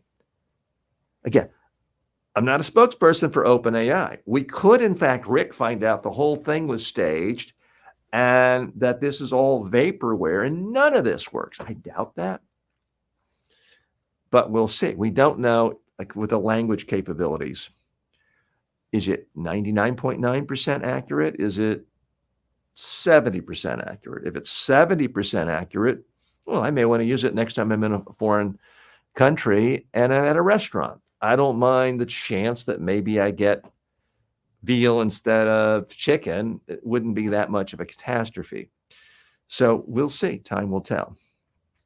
Rick says, true, they aren't doing any B-roll of outer space saying we are the future. Okay. Yes, we'll give them credit for that. How useful and amazing you are. Oh, stop it. You're making me blush. Amazing. Well, that's it for today on live demos. As you can see, this just feels so magical, and that's wonderful. But we also want to remove some of the mysticism from the technology and bring it to you so you can try it for yourself. So over the next few weeks, we'll be rolling out these capabilities. So when I hear her speaking, she's looking at the audience. She's clearly not looking at a teleprompter. She's moving, she's gesturing, she's coming across natural, relaxed. She mentioned her native language is Italian. That's another reason why I don't think they hired actors. I don't know any rational reason, no offense to our friends in Italy. I don't know of any rational reason why they would want to especially appeal to an Italian marketplace and hire an Italian actress. I don't know why they would do that. So that's why and forgive me if it's clearly stated in the description who these people are. They may be very senior vice presidents who've worked at OpenAI for the last 3 years. But one of our viewers had mentioned he thought maybe they're actors. They're not. They don't seem like that to me. Let's see if there's anything else that we can learn from this. To everyone. Today has been very much focused on the free users and the new modalities and new products, but we also care a lot about the next frontier. So soon we'll... Rick points out correctly, we're not hearing ums, uhs, ers, other verbal tics. Guess she is just really well-spoken. I think she is well-spoken. She's not one of my clients, but I do teach people how to speak without saying uhs and ums and ers. It's really not very hard. And presumably they had a choice of numerous executives who could have done this for the product demo, and they picked people who were already seen as more articulate. And presumably they rehearsed this a number of times. They didn't rehearse with me, but presumably they did rehearse. There's a number of great presentation skills experts and media coaches right there in the San Francisco area where they're based. We'll be updating you on our progress towards the next big thing. And before we wrap up, I just want to thank the incredible OpenAI team, and also thanks to Jensen and the NVIDIA team for bringing us the most advanced GPUs to make this demo possible today. And thank you all very, very much for being a part of this today. Okay, so maybe I'll be made a fool of later as revelations come out, but based on what I saw, I have to give this extraordinarily high marks from a presentation experience standard. I thought they did a good job. There's certainly, let's just check and see like how many views this is getting. And this is not meant to be a Mr. Beast style video, obviously. Wow, 3 million views since yesterday. I was about to be impressed if it had 120,000 views, because there's no humor. Well, there's a little bit of humor, but you're not getting 10-year-old kids passing this around, in the schoolyard during lunchtime for quick laughs. To get 3 million views for a corporate demonstration is phenomenal. Once again, it shows people are just so profoundly fascinated by this new technology of artificial intelligence, voice and artificial intelligence. And while this, technically speaking, wasn't a clone, it wasn't cloning one person. It was pulling information from all of the internet, from ChatGPT. It's definitely relevant to what I'm looking for, and I think a lot of you are looking for in clones, in the ability to analyze voice, analyze facial expressions. That is profoundly, profoundly powerful.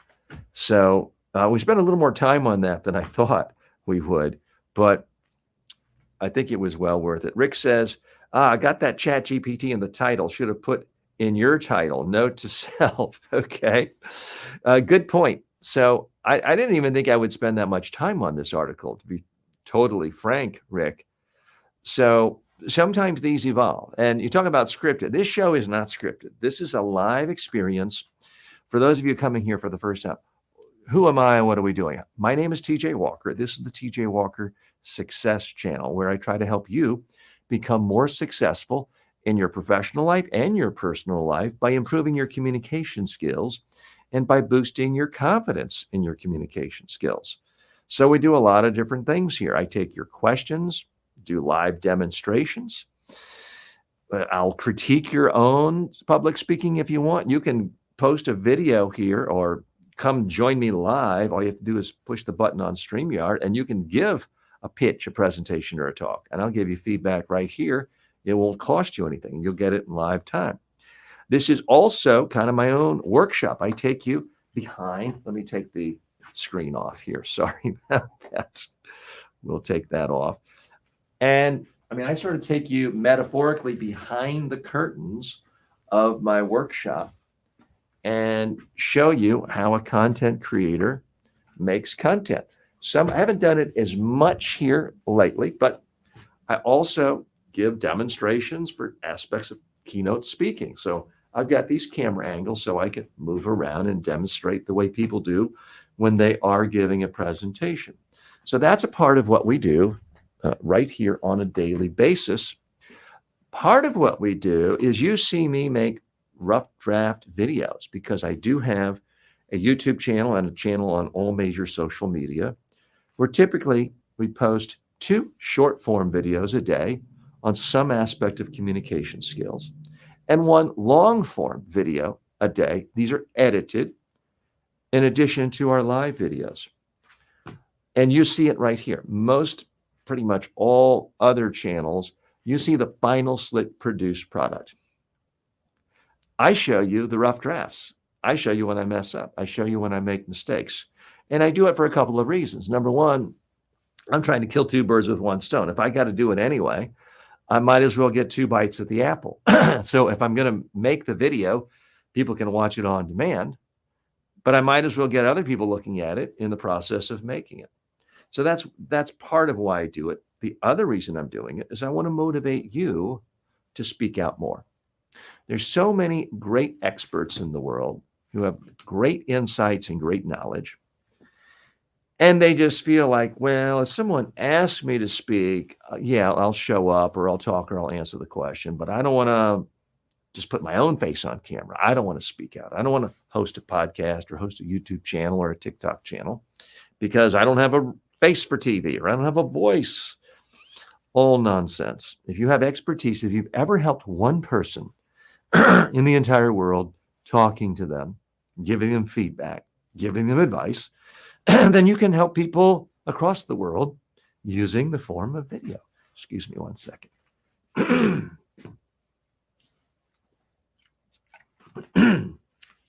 Violated my own principle there. You should never talk till you're dry. You should be drinking water throughout any presentation. And don't be embarrassed about it. I'm here talking to you live. Nothing wrong with me getting water. I saw Jerry Seinfeld on stage a few months ago here down in South Florida. He was funny, great show, consummate professional. Every 10 minutes, stops and takes a glass of water, drinks out of a bottle of water. No one's offended. You can do that too. So that's what we're all about. I have recently become highly fascinated with the technology of cloning, artificial intelligence cloning, to help someone communicate in real time in things that mimic real one-on-one conversations. And that's what we're going to focus on now. I want feedback. And Rick, if you're still there, others there, I want your feedback. I'm going to bring up now our old friend and regular here, and that is TJ Walker's clone. I realize that sounds indulgent. And it kind of sounds delusional too. But that is the world we're in right now. So I've just brought up my clone. And Rick, no need to apologize. Rick points out a question off topic, but curious, what type of mic do you use? So I am using right now I believe it's pronounced Sennheiser microphone. It's about $1,000. It's what's called a shotgun mic. And I'll try, I don't want to mess up my set, but I'll try to just show you a little. Oh, let me go off here a minute and show you. Okay, now you can see it. So it's pointed at my mouth. Very powerful. Now, if I get too close to it, you're probably noticing it sounds a little garbled. If I get this far away, you're going to start to hear some echo. So it's really good if you're kind of a consistent, I would say, 12 to 24 inches away. I have it here because when I go to camera one, for this shot, it's about the same distance. You may hear a little bit different, but it's pretty good. So that is, in fact, the microphone I use. I'm going to try to adjust my camera again. There. So it's just out of the frame, but it's, whatever this distance is that 14 inches or so away. So that's the distance. But Rick, never a problem to ask about any of the technical aspects, because if you want to communicate, unless all you do is open your window and shout out the window, you have to use technology. You're writing a book. A book is a technology. It was a brand new, fancy, exotic technology when Gutenberg created the printing press. Email is a technology. Texting is a technology. And guess what? Using artificial intelligence clones is a technology. So it's virtually impossible, unless you're sitting down face to face with another human being, to communicate without using technology. And the problem with one-on-one communication is it's not scalable. And it's not profitable if you're trying to make a living out of your expertise. And Rick points out, it sounds good. Thanks for the info. Well, I'm glad you like it, Rick. But I'm sometimes reluctant to mention it because I don't want people to use the excuse of, well, I'd love to start a YouTube channel, but I don't have $1,000 for a mic. You don't need that. The microphones built into an iPhone these days are fantastic if you're close. And I use a little microphone. This isn't exactly it, but it's close to it, where it plugs into an iPhone. And then I just plug it on my, there are little microphones like this that you can use that make it a lot better than just the built-in microphone if you're more than about 8 inches away. And this costs like $24. And you can find information on this. It's on my storefront, I believe in the technology section on Amazon. So if you go to my Amazon storefront, and there's a link in the YouTube description, the About section there, you can find out about that. And the main thing, just start. Some of my most successful, most profitable online courses ever I did with a $40 webcam in a tiny little closet where I'm in front of a TV with a video image behind me of a newsroom. Very low technology. My most successful YouTube video ever has horrible audio. Let me just show it to you. It's horrible audio, but it has good content. And I made it about a decade ago, and it still gets views let me just show a few seconds of it because I want you to hear how bad the audio was. I get new business leads every week from this video that I made. It says it's about 8 years old. I think I actually made it 10 years ago. Let me pull this up for you because it's not that audio isn't important. It's not that your technology doesn't matter. But one of my guiding principles is the biggest thing holding you back is just you putting your face out there and talking. It's so easy to tell yourself, well, once I get a better mic or once I get a better camera, and that's just not the issue. So I'm going to type in media training because it typically shows up it showed up first. So I'm going to just pull this up a minute. Welcome. And I've got to get past the ad here. Is this everything? We are a very old family. Okay. Now, some people bristle at this and say, well, I don't want to dumb it down. That's not intellectually honest. That's the coward's way out. I'm sorry. Mark Twain once said to a friend, I'm sorry I wrote you a long letter. I didn't have time to write you a short letter. It actually takes more intellect, more time, more thought to write a short letter than a long letter. It takes more time to boil your messages down. Okay. So I don't know if you can hear it there, but there is a hum. There is a bug in my microphone. I think I didn't pull the mic out. I think there's actually some static electricity in it.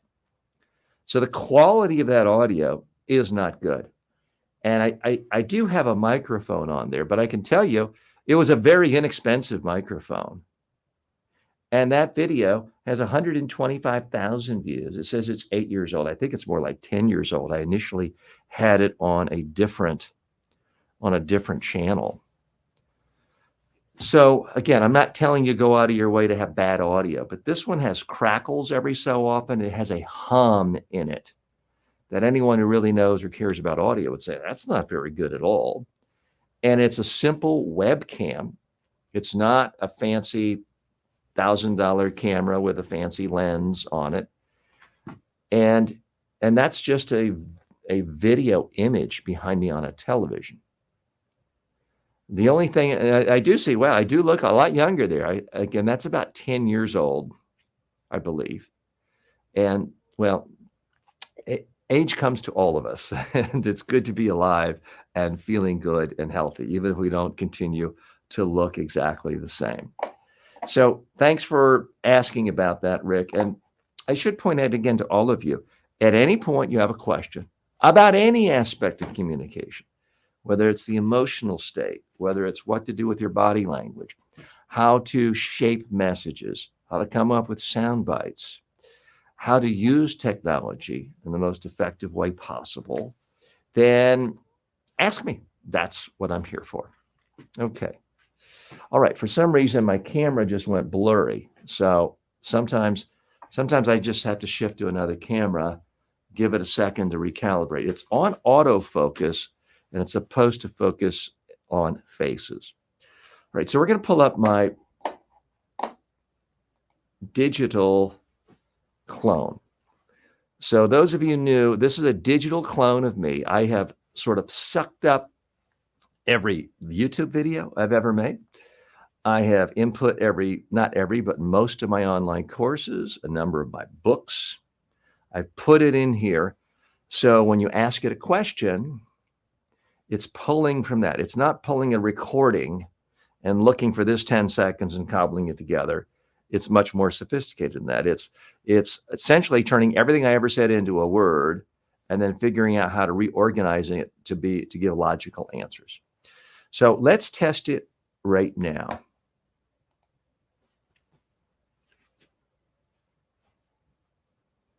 Hi, I'm TJ's clone. How may I help you? Hi, TJ. I understand you have recently become excited about the technology of digital clones, especially for authors, experts, thought leaders, trainers, consultants. Can you tell me more of your views on why digital clones might be a helpful part of any expert's marketing tools, communication tools?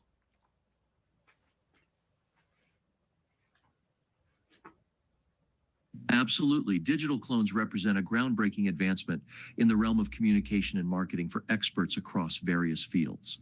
The core advantage lies in their ability to consistently and accurately replicate the communication style and expertise of the individual they represent.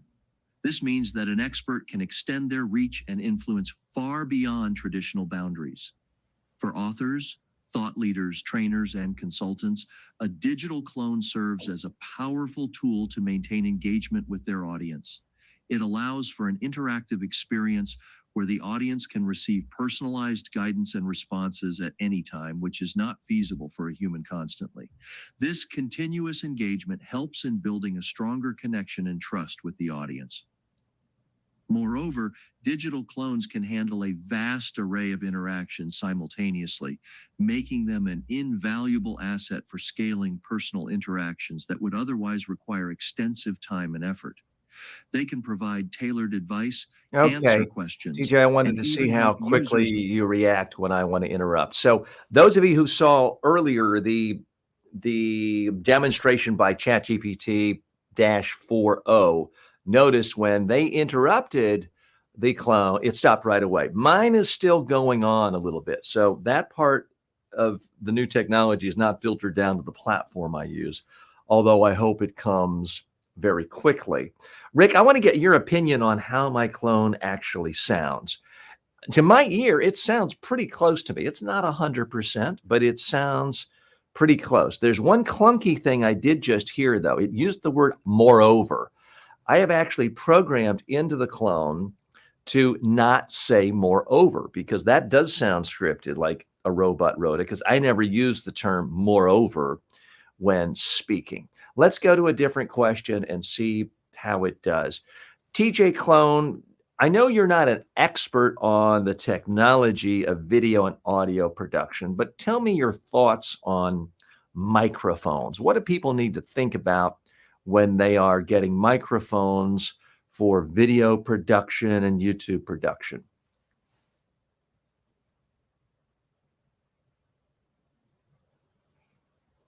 When selecting microphones for video production and YouTube production, the key is to focus on clarity and reliability.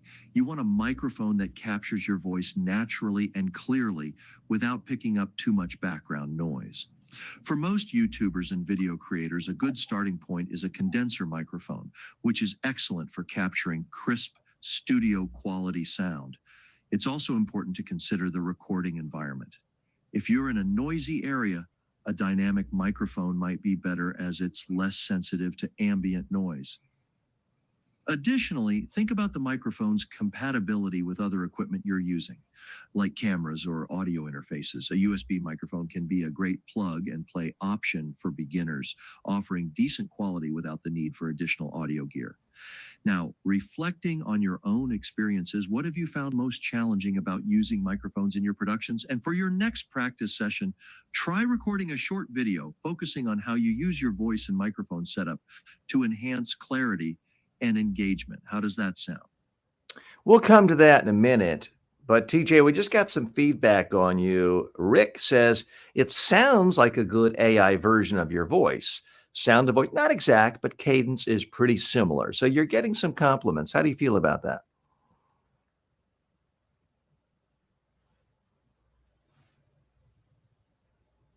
Hearing that feedback is truly encouraging. It's great to know that the efforts to replicate my communication style are resonating well. It's all about making sure that the essence of my coaching and teaching can reach more people effectively. Now let's dive back into enhancing your communication skills. What aspect So of your hold on, communication would you like to TJ. I focus want to on? try an experiment here. It may be a horrible idea. I don't know yet, but I just want to try an experiment. I want to ask you to do a simulation now, and I want you to ask someone a series of questions about how they prepare their presentations, and ask them what they do. And I want you to try to guide them, give them tips, ask them questions. So I'm going to bring on a friend of mine here who, and then I want you to ask them questions. Can you do that?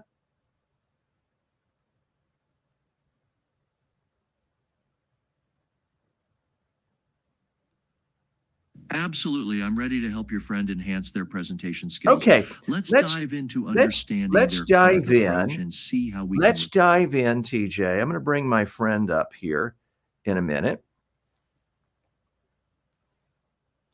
And we're going to make it come alive in one moment. I'm TJ's clone. How may I help you? All right. Go ahead, TJ.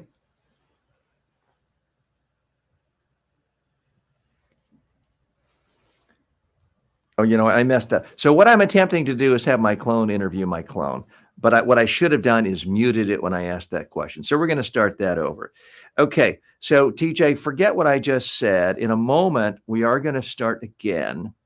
And I am going to ask you to start asking a question in just a moment. So I want you to start asking questions.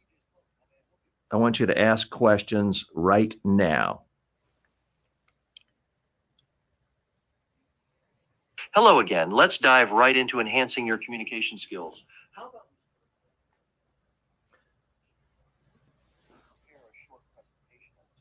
okay, TJ, go ahead and ask your questions.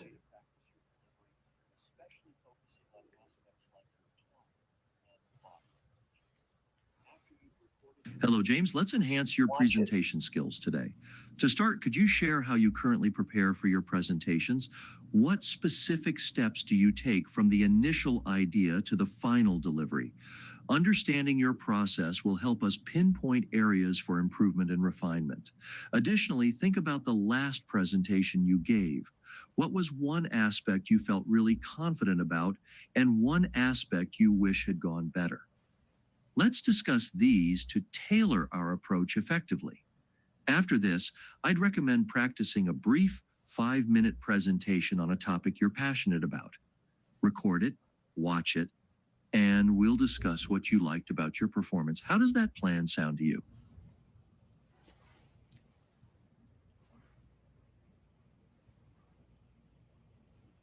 James, your approach to enhancing presentation skills is on point. Let's dive deeper into your preparation process.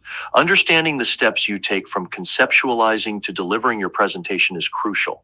It helps us identify specific areas where we can make impactful improvements. Also, reflecting on your last presentation, identifying one aspect you excelled in and one you'd like to improve provides valuable. This dual focus not only boosts your strengths, but also systematically addresses areas needing enhancement. Now, about the plan to record a 5-minute presentation on a topic you're passionate about, that's an excellent strategy. Watching your own performance can be incredibly enlightening. It allows you to see firsthand what you're doing well and what can be tweaked. Remember, the goal here is not just to critique, but to celebrate your progress and pinpoint specific areas where you can apply incremental improvements. But after you've done this, I'd love to hear what you thought about your delivery and content. Which parts did you feel were strong, and where did you see room for improvement? Additionally, why not prepare a talk on effective communication strategies in your field? This could be a great way to apply what you've learned directly to your professional context.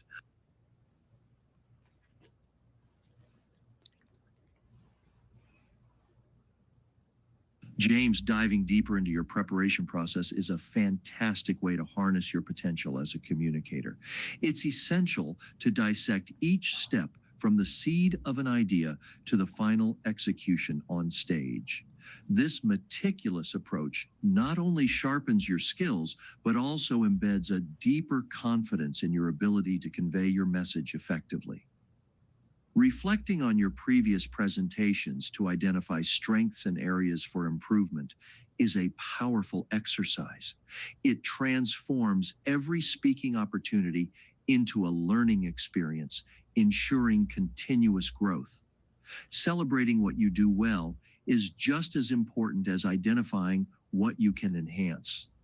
This balance keeps you motivated and focused on progress rather than perfection. Recording a 5-minute presentation on a topic you're passionate about is indeed an enlightening strategy. It's like holding up a mirror to your skills and seeing both your shine and your shadows. This method allows you to appreciate your progress and pinpoint specific areas for fine-tuning. After reviewing your recorded presentation, I'd be keen to hear your insights. What elements of your delivery felt strong? Where did you perceive there was room for improvement? Engaging in this self-review will deepen your understanding of your communicative style and effectiveness. Furthermore, preparing a talk on effective communication strategies within your field not only reinforces what you've learned, but also positions you as a knowledgeable figure in your professional sphere. This could be a significant step in elevating your career and expanding your influence. James, how do you envision implementing these strategies in your next presentation? What are the key messages you want to ensure your audience takes away?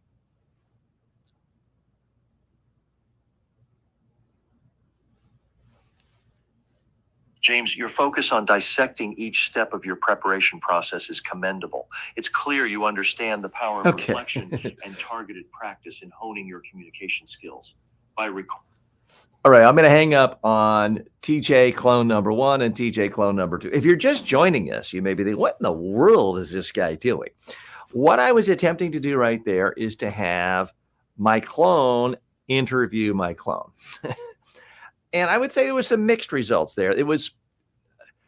They're both programmed to give advice to help someone. So each time they were trying to give the other person, and at some point, they both concluded the other person's name was James. I never gave it a name. I'm not quite sure how that came up. But Rick says, haha, a lot of diving in. Okay. So I don't quite know what to make of that experiment, although it would be interesting at some point to have an entire show of my clone interviewing my clone if it could be really valuable. Now, there was some good advice in there. There's not that it was bad advice, but they were kind of talking past each other because each one of them wanted to be the clone trainer, not the trainee. And which makes sense because that's how they were programmed. So kind of an interesting experiment. I think it could go with proper tweaks. There may be other applications for that. Let's talk more about some of the applications of this. So one of the things that I've done with the platform that I'm on, which is called delphi.ai, and I'm not an investor or an official representative of Delphi. They're just the platform that, as I did my own research, seemed to be the best platform for my needs. The way they have it structured is you can ingest content that you own the copyright to. So I'm not ingesting the entire internet. I'm not having my clone in my voice give advice that it finds from Dale Carnegie or other reputable sources on communication skills. It's only giving advice based on content I own that I have pushed into it, ingested it in the form of my YouTube channels, my online courses, my books, podcast, documents. So that's what it's doing. So one of the interesting features is you can not only sort of instantly upload all of your YouTube videos, and I have many thousands. You push one button and it automatically ingests every day any new video you put in. So it saves me all that time. So that's a great feature.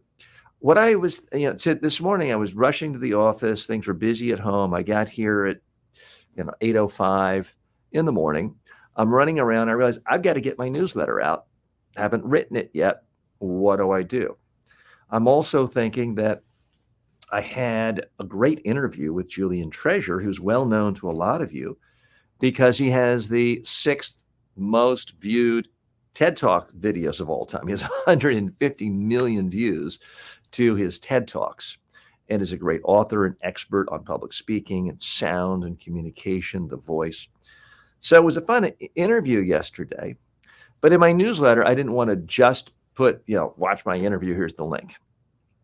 I wanted a nice, clear, succinct summary. And I thought, well, I could download the entire video, get the transcript, cut and paste the transcript into ChatGPT and ask it to summarize it for me. The problem is when I tried that the day before with another hour-long video, it was too long for ChatGPT, even with the paid version. And there are other programs out there, I don't know if Otter's one, that will do that for you, but I didn't have any AI program handy to give me the summary of it because it was too long to ingest. So I said, well, let me talk to my own, let me talk to TJ Walker clone, see if it can do it. So with my clone, you've heard me and seen me talk to the audio version, but the main default format lets you put in a text question. So I'm going to go to that right now and just show you what I did because I thought it did a pretty good job. Was it perfect? No. But it did a very nice job of summarizing my hour-long conversation with a guest from yesterday. So I'm going to just show you what I did because I think it might give you ideas on how to save time. The interesting thing about saving time is there's certain things in life I have found where it would be a nice thing to have, but not essential. And it would be very hard to quantify the nice thing or how nice it would be. And it could be really time consuming, so you just don't bother. So it wouldn't have occurred to me to listen to my whole podcast, my whole interview, or have a staff member do it and try to write the perfect 500 words summary. It just seems like too much work. I don't really know how much my audience would appreciate it. But to be able to do it instantly, then it becomes a no-brainer. So I'll show you essentially what I did. So this is the main interface where it lets you type in a question, or I'll just type it in. Please give me a 700-word summary of TJ Walker's interview with Julian Treasure. I didn't spell that correctly. I don't know if I really need to, but so it takes me, and I'm not a fast typist, obviously, but it takes 5 seconds to type a simple request like that. But to have to listen to an hour interview, piece it together, either start with a transcript and shorten it, or to listen to it and try to write it as an article, that would be pretty time consuming. Not something I would want to do.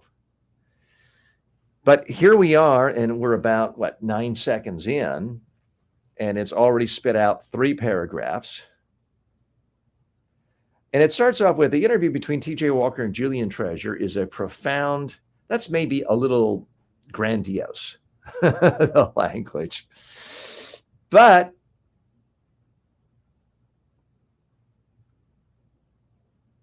it has 1, 2, 3, 4, 5, 6, 7, 8 paragraphs. And when I read it before, I said, well, this is good enough for my newsletter.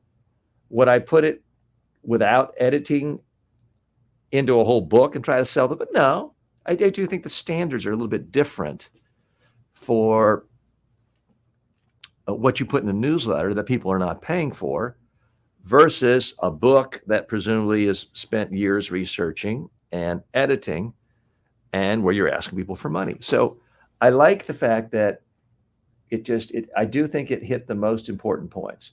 Where I would fault the language is it's a profound exploration of the art of communication. That sounds a bit grandiose with me describing it that way. In fact, why don't I just ask it to redo it and not be as grandiose?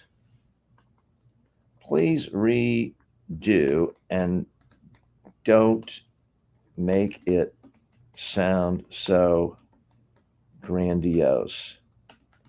It sounds too self-promotional now. And I'm not even bothering to spell check or edit. I'm just typing in a thought, a prompt, and let's see what it does. Okay. So it's rewriting it, and now it's more just general. It is summarizing some of his thoughts about the 4 levers of speech: tone, tempo, volume, pitch. Talks about some of the physical aspects. Julian stressed authenticity.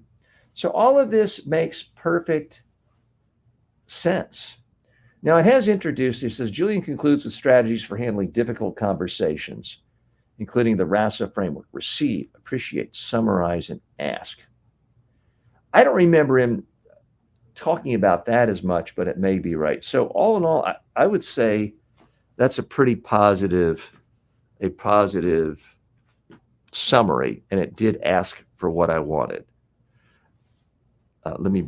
We'll take it off for a moment here. Let me go back and get your opinion. So what I like about this is there is just so many time savings aspects, and it's a certain, everyone says time is money. Yeah, that's true. But at some point, if you can do something of perhaps a little value, but it's a little value to a whole lot of people, and it takes you close to zero time and therefore close to zero money, then you've got a way to scale a business in a million different ways. Rick says it's interesting. Could you become an affiliate for them? Maybe cash in a bit. So in answer to your question, Rick, about the particular platform, Delphi, they do have an affiliate program. And I'm not in it or pushing it. I may want to at some point. I'm still very much in a testing mode, trying to keep an open mind before I get married to one indefinitely, because kind of like, with Salesforce or any big database, you spend enough time building something and inputting, the transition costs can be overwhelming and make you stay wedded to a particular platform. So I'm still keeping an open mind. So far, I've been extraordinarily impressed with the quality of service and the support team at Delphi. But to answer your question, you can become an affiliate of theirs. Once you sign into any of their programs, they have something, they give you their own link for you where you're automatically an affiliate. Now, they're not doing anything in your name without it, but if you want it, they make it very easy. They give you a link, and if then someone buys it, you get something. And I believe your friend or colleague gets something too who used your link. So they do have an affiliate program with it. You mentioned cash in. So look, I'm a business person. We are all in business at some level. You may work for a nonprofit and get a salary and not be particularly motivated by money and financial reward. That's okay. It's a big world. Not everyone has the same financial needs, wants, or desires. But I do think that a lot of money is going to be made through the use of digital clones. Am I telling you this is get rich quick? No. I think anyone who wants to use this is going to have to invest a significant amount of time. I'm not saying a significant amount of money. In fact, the program, I talked about this yesterday, and I didn't have the information at my fingertips. You can start today with Delphi on a free version. And it's not going to have all the capabilities that mine has, and they're not going to let you have unlimited minutes of people asking questions and that sort of thing. But if you want to experiment in this, the investment you need is your time. It's not money at this point. And I'm on a program where it's less than $500 a month. So it's not I realize that's more than a lot of people want to invest in something where you have no idea if you'll ever make a penny back. But if you're talking about creating essentially a whole new business or a whole new aspect of your business using wildly sophisticated technology, that's a pretty small investment in my book, because I've lost hundreds of thousands of dollars before on, initially with online training and with apps and things like that. So that's to me was what is exciting about it, is it's now accessible to, I think, the average author, expert, consultant, trainer, coach, therapist, lawyer. Now, before you get too excited, say, "Oh, wait, TJ, if you're a lawyer and you use this, you can get in trouble." I heard about ChatGPT being used by lawyers and it was garbage, and they had sanctions against them. Maybe, but if you are a lawyer and you, let's say you highly specialize in wills for people in Florida, and you also specialize in, let's say, people 40 to 50 with a certain net worth and have certain similar issues, and you've already written 100 wills, you could simply input all of those wills in, and you could take out the name so you're not violating any client's confidentiality. You could input all of those wills into your digital clone, and then it's got it in there. So you could then type, okay, I now need a will for TJ. Here are a handful of facts about him. Give me the will. And it could spit out something that's already done in a way that is more nuanced than just what a computer program would currently do. And I realize, you can have forms right now with legal documents, but what you can't easily do is input everything you've ever done, every thought you've ever done. And let's say you are an attorney and you specialize wills, and 5 times a week you have to meet with new prospective clients. And guess what? They all ask the same questions. And you got to take an hour out of your time that's not billable to talk to them. Wouldn't it be nice? Excuse me, my face just got out of focus. So sometimes that gets the focus back. We're having a slight problem with focus today. Apologies for that. So wouldn't it be nice if you were this estate attorney to be able, when a new prospect writes to you or emails, "Hey, I'm interested in hiring you to write a will. Can I come talk to you about how you work?" Wouldn't it be nice to say, "I'm happy to talk to you. I'm tied up this afternoon. Here is my clone that can answer any question of yours. So just hit the button, talk to it like you're talking to me, and it can be 100% responsive to you. I'm still happy to meet with you face to face, but I'm tied up today and tomorrow. Can we meet Friday?" So it may be that the person is already sold on you if they've had an hour-long conversation with you, with your clone, because you've answered all their questions. Now, I haven't gotten the sales version of my clone done yet, but I'm very excited about the possibility of that for a couple of reasons.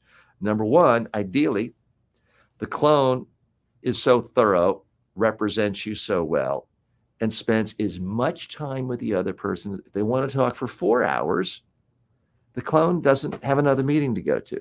The clone doesn't get impatient. The clone doesn't have dinner reservations they have to run off to. So it may be the clone actually does a much better job of representing you, selling your services than you could. And if you can already get the client to sign up and say, "Start billing me," wow, it saved an hour of your time. That's fantastic. The other advantage is it might save you a tremendous amount of time in the face-to-face meeting. Let's say someone does go to your clone, ask all the questions, feels really good about you. So now when they come in Friday morning, after having already spent an hour and a half talking to your clone, they're already pre-sold. They don't have to waste your time asking all the basic questions again and again and again. Instead, they can get down to business, and it could be things like, "Okay, I'm ready to start. How much do you charge?" And I can email the documents about my land and property here. So instead of spending an hour where you're still trying to sell someone and they're thinking, well, I got to go talk to 5 other attorneys. The hour meeting might be a 10-minute meeting. It involves closing rather than the hour-long meeting that's still involved with all the sales process saying the same thing. So that's a part of how I see this really evolving and being such a fantastic tool for really any professional, anyone who works in the knowledge business. I mean, right now, we don't have clones that will help you if you're a dishwasher. And I say that without I've been a dishwasher before. Been a long time, but I've washed dishes when I was 19 years old, a summer job. A digital clone is not going to help you if you're a dishwasher. Now, at some point, an actual clone, a robotic clone would, but then the restaurant would get that and they wouldn't need to hire you. So I'm not talking about every single person for every profession, but if you were in a knowledge profession, this is going to be a huge asset. But let's talk about the timeline. If you get in now ahead of the game of all your competitors, but people are starting to use it and look for it, I think you're going to do very well. And you're going to, worst case scenario, save a lot of time. So maybe you work 40 hours a week now. Maybe you want to work 30 hours a week. The clone might help you get there. Let's say you want to make a lot more profit in your business. I think the clone, if deployed the right way, used the right way to its full capacity, I can't imagine how it won't help people make a lot of money, especially if you're an early adopter and you catch that wave of when it's relatively easy to get in, but 99% of your competitors aren't there, but the public is asking for it. I mean, that's what happened to people who hopped into YouTube early and TikTok early. They got in early, very little competition. They amassed huge audiences. And then when other people came in 5 years later, maybe with better content sometimes, they never sort of got up that hill initially. They never gained traction, and a lot of them quit or stayed very much at the minor leagues of those niches. I think we're going to see exactly the same thing here with artificial intelligence and cloning, individual cloning. So I want to take your questions now. If you have a question about how digital clones might work, I'm not an expert yet, but I'm spending a lot of time thinking about this, tweaking, testing, and trying to share with you in real time. So together, we can all become more successful and communicate with more people. So I'm going to bring my clone back and let's ask it more questions. Now, again, with all these clones, you can see at the bottom here, I realize it's a little hard to read, there is a microphone that allows me to dictate a text question, and I just wrote in a text question there. There's a phone that allows me to call the phone. Now, I have been trying to promote the application where you hit the phone because I'm about speaking. So let's do that. Hi, I'm TJ's clone. How may I help you? Hi, TJ. I missed your interviews on YouTube from May 13th, 2024, which was 2 days ago. Can you tell me about your interviews, your topics that were discussed on your YouTube show from 2 days ago?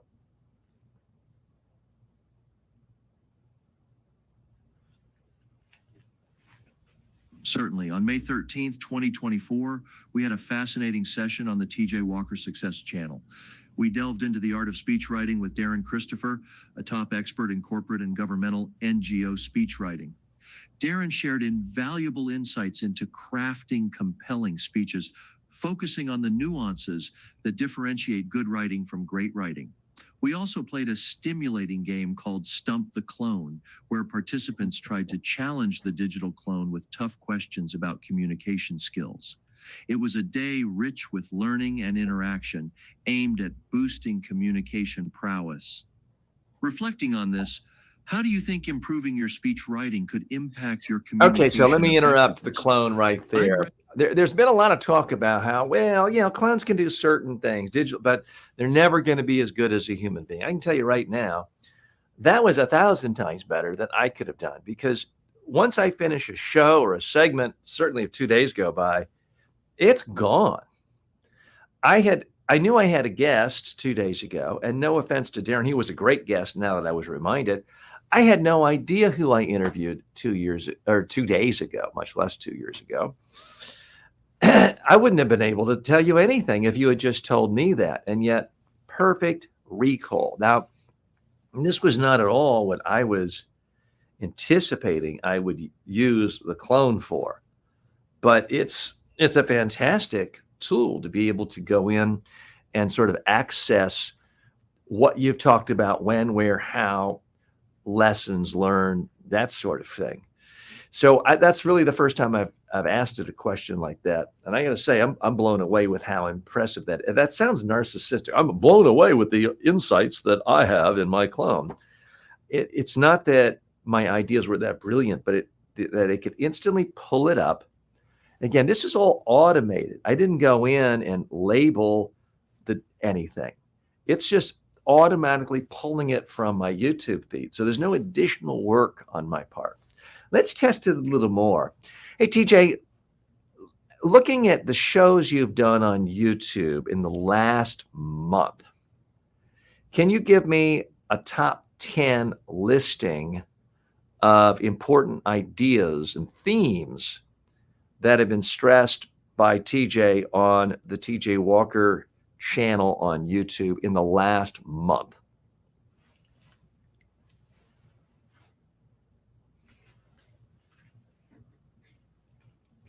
Absolutely. Let's dive into the top 10 ideas and themes from the last month on the TJ Walker YouTube channel. 1. The power of storytelling in public speaking. We've emphasized how narratives can captivate and engage audiences. 2. The importance of body language. We've discussed how nonverbal cues can enhance or undermine your message. 3. Mastering the art of persuasion. Techniques to influence and persuade your audience effectively were highlighted. 4. Dealing with public speaking anxiety. We've shared strategies to overcome nervousness and project confidence. 5. The role of technology in communication, exploring how digital tools can amplify your message. 6. The impact of voice modulation. We've talked about how varying your tone can keep an audience engaged. 7. The significance of audience analysis. Understanding who you are speaking to is crucial for effective communication. 8. Crafting compelling visual aids. Tips for creating visuals that support and enhance your spoken words. 9. The importance of rehearsal. We've stressed practicing your speech to refine and perfect your delivery. 10. Continuous learning and improvement in communication. We've encouraged an ongoing commitment to enhancing your skills. Each of these themes is crucial for anyone looking to elevate their communication skills. Now, thinking about these themes, which one do you feel could most improve your own communication skills? TJ, thanks. Practicing a short TJ, hang on one second. We're going to get better at this lag time. We're going to get better at the lag time. By the way, M stops in and says hello. Says, hi, TJ, I love you. Well, thank you so much. Very much appreciating the love. So thank you for sending that. Let me know if you have questions for me, the real TJ, or the TJ clone. So back to you, TJ Walker AI. I'm a little confused and disappointed because I didn't hear you mention in that top 10 list the importance and the power of digital cloning as a communications tool, because I sure thought I heard TJ Walker talk a lot on his show about how digital cloning and AI cloning for individuals is going to be the absolute biggest thing in communication since perhaps the internet or the printing press. It seems like you've ignored that. Why?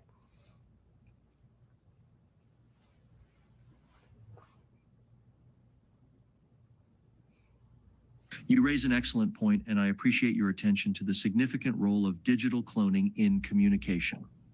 The omission was not an oversight, but rather a focus on the foundational communication skills that enhance our use of such advanced tools. Digital cloning indeed represents a monumental leap in how we think about and engage with communication technologies. It allows for a kind of presence and interaction that was unimaginable just a few years ago. This technology not only extends our ability to communicate without the bounds of time and space, but also enhances our capacity to rehearse, refine, and perfect our communication in ways previously confined to the imagination. Embracing digital cloning is about harnessing this tool to amplify our inherent communication skills. It's about ensuring that we use this extraordinary technology to its fullest potential by grounding it in solid communication practices. Now, how do you see integrating digital cloning into your communication strategy? And perhaps you could practice a short presentation on the potential impacts of digital cloning on modern communication, recording it to see how your delivery could evolve with repeated practice. Good points, TJ, but I have a question for you. When I think of the power of digital cloning, I think that it certainly could be an enhancement, an extra for my existing digital video online linear courses on communication skills and personal development. I certainly see it as something that would be nice to have on my website if a prospect comes and they want to ask questions about what sort of trainings I do. But what am I missing? What could be truly new or different about the medium of digital cloning that people aren't seeing right now? Because certainly when people started making movies and films, they just shot plays, and a movie looked just like a play. It took a while before people realized, oh, it's a whole new medium. We can make a movie look 1,000 times different and better than a play. I know when I started my own online courses, I made them just like my in-person courses. And I started off with kind of a boring 5-minute lecture of why we're here, what we're going to learn. And then I realized after a while, what works in the real world for a training workshop doesn't work on online video. You've got to start off with like a 30-second video, a quick win. So I feel like there's something that's profoundly different about the experience people could have working with someone with a digital clone for example, communication skills training or media training. But I'm not quite sure what it is. What do you think it's going to look like? What are your predictions?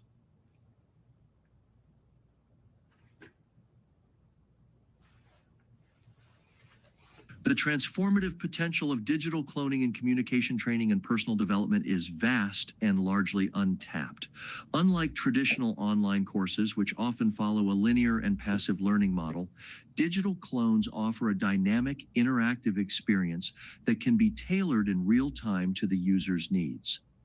Imagine a scenario where a digital clone not only delivers content, but also reacts to the user's verbal and nonverbal cues, adjusting the complexity and pace of the training accordingly. This adaptability makes digital cloning a powerful tool for personalized learning. It can simulate real-life interactions, providing immediate feedback and allowing for repeated practice in a risk-free environment. This could revolutionize how we approach learning communication skills, making it more akin to a personal coaching session that is accessible anytime and anywhere. Moreover, the use of digital clones can extend beyond mere practice. They could serve as ongoing mentors, offering guidance and support as one navigates various professional scenarios. This continuous interaction could help embed learning deeper, making the development of communication skills a more integrated part of daily life rather than a separate formal training session. Now, how about exploring this concept further by creating a presentation on the future of digital cloning in professional development? Okay, well, Record TJ, your that was thoughts and pretty review the good. I playback guess, to I mean, this is all stuff I've been talking about relatively recently. So what I heard you saying, I do think was all stuff I've kind of touched on. I want to see how else you assimilate information that I put out in little bits and pieces over the course of several weeks. Tell me, and I also like the fact that I can kind of ask a long rambling question, starts and stops, and just to kind of throw out a paragraph out, and you were able to discern the question and focus on that. So I like that part. Now, tell me, what do you know about delphi.ai? I've heard you talk about it. What is delphi.ai? What do you think people need to know about this technology platform?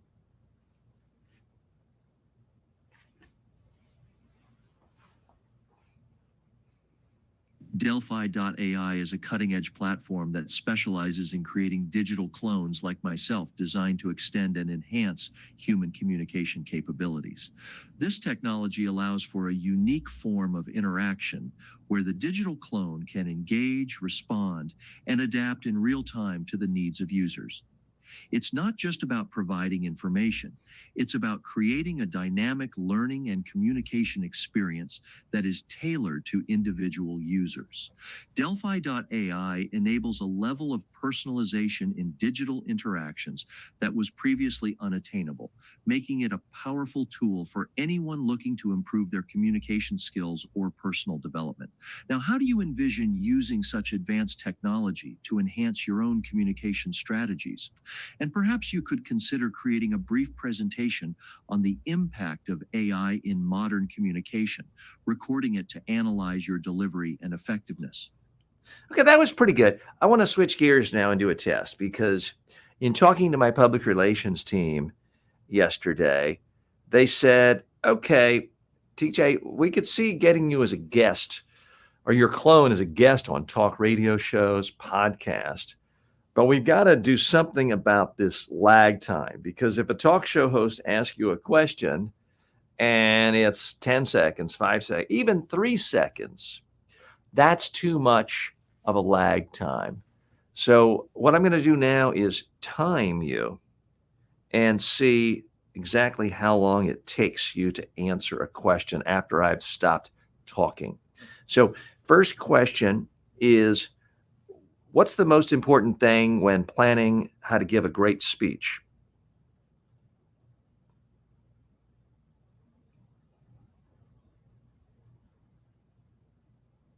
The most important thing when planning Okay, how to give stop. a great speech is That to truly was understand your that was 8 seconds. So I can tell you right now, my publicist is going to say, TJ, we can't book your clone if it's got to think, process data, have a lag time of 8 seconds. But that may be an aberration.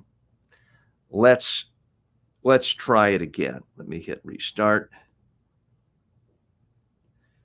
And we'll try another question. TJ, tell me the most important media training tip you've ever given anyone.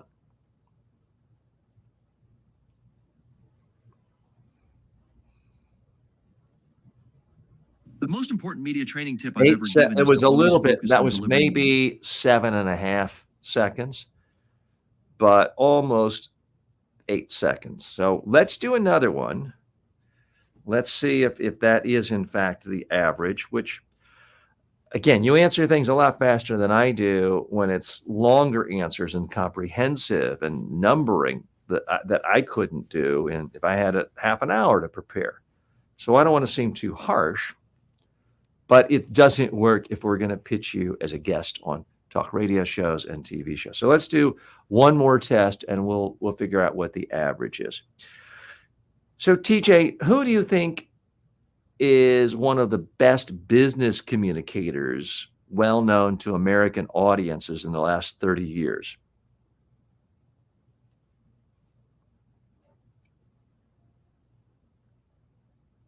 one of the best business communicators Okay, so that well known was to 7. American audiences That in the one last was 30 years.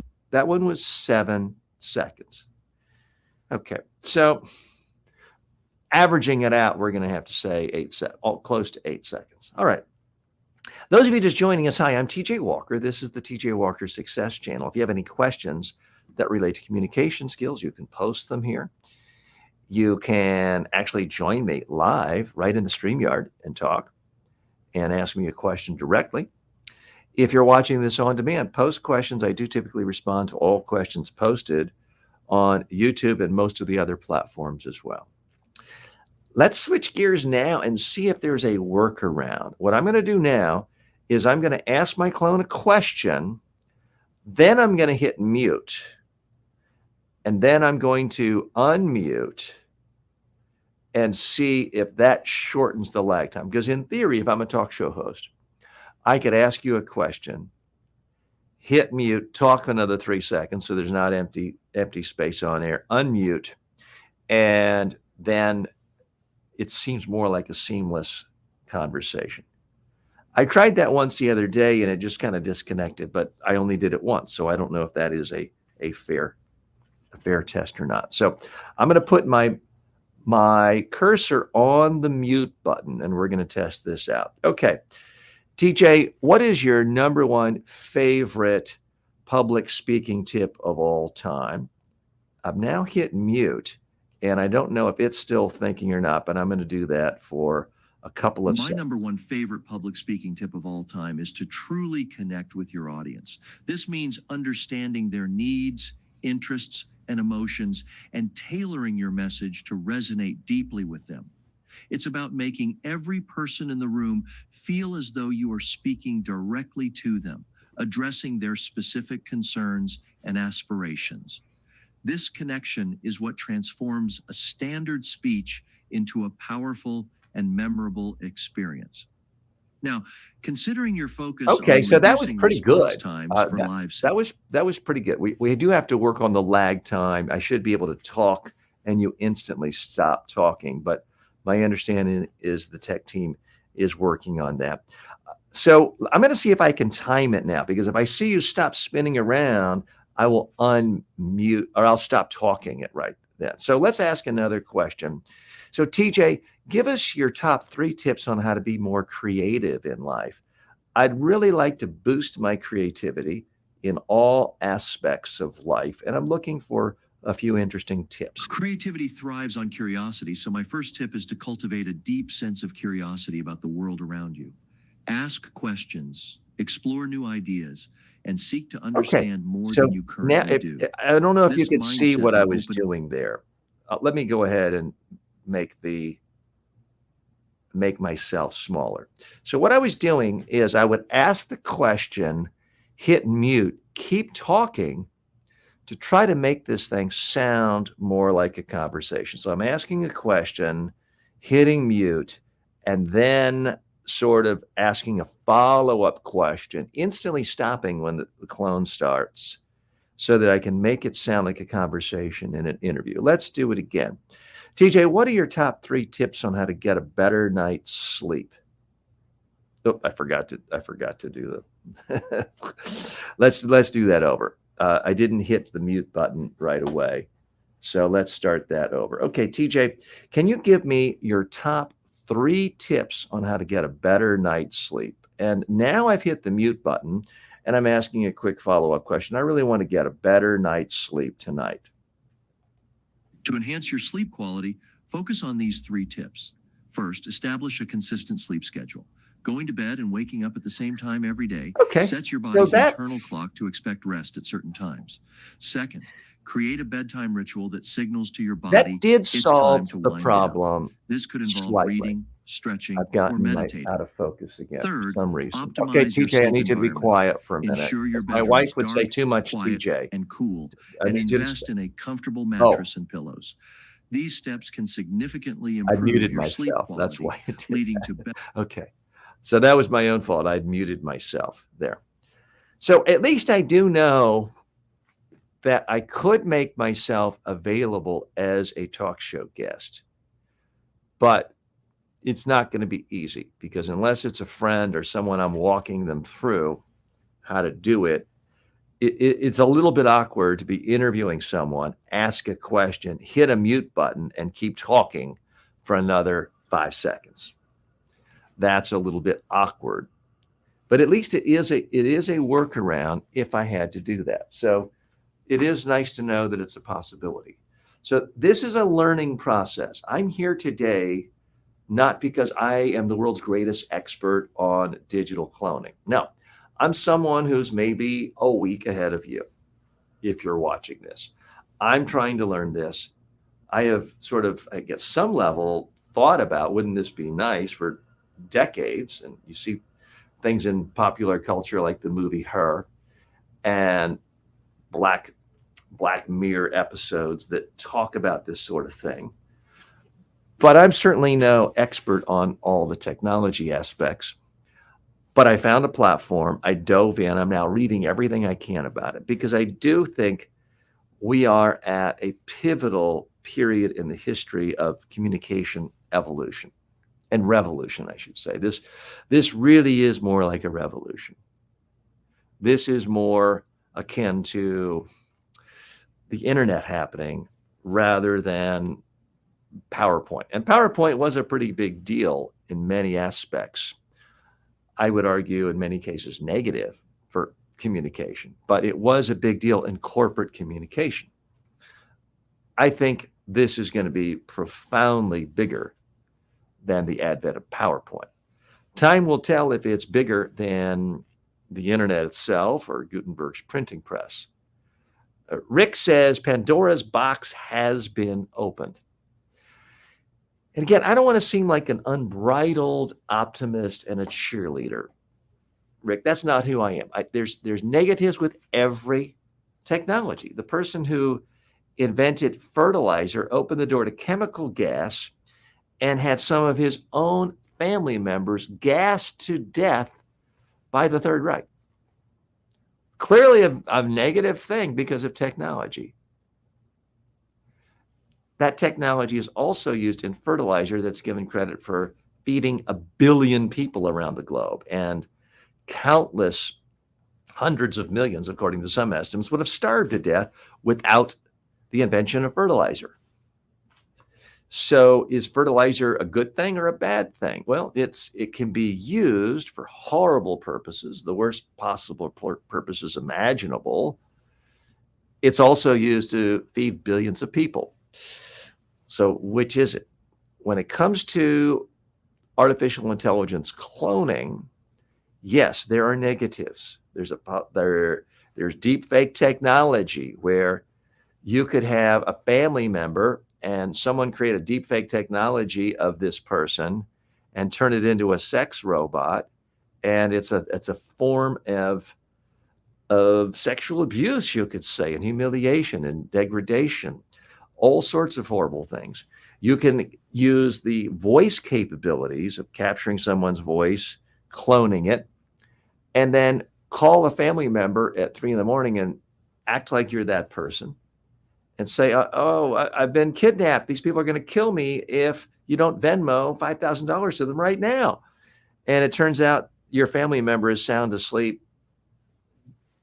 a mile away, but you don't know that. So you're panicking.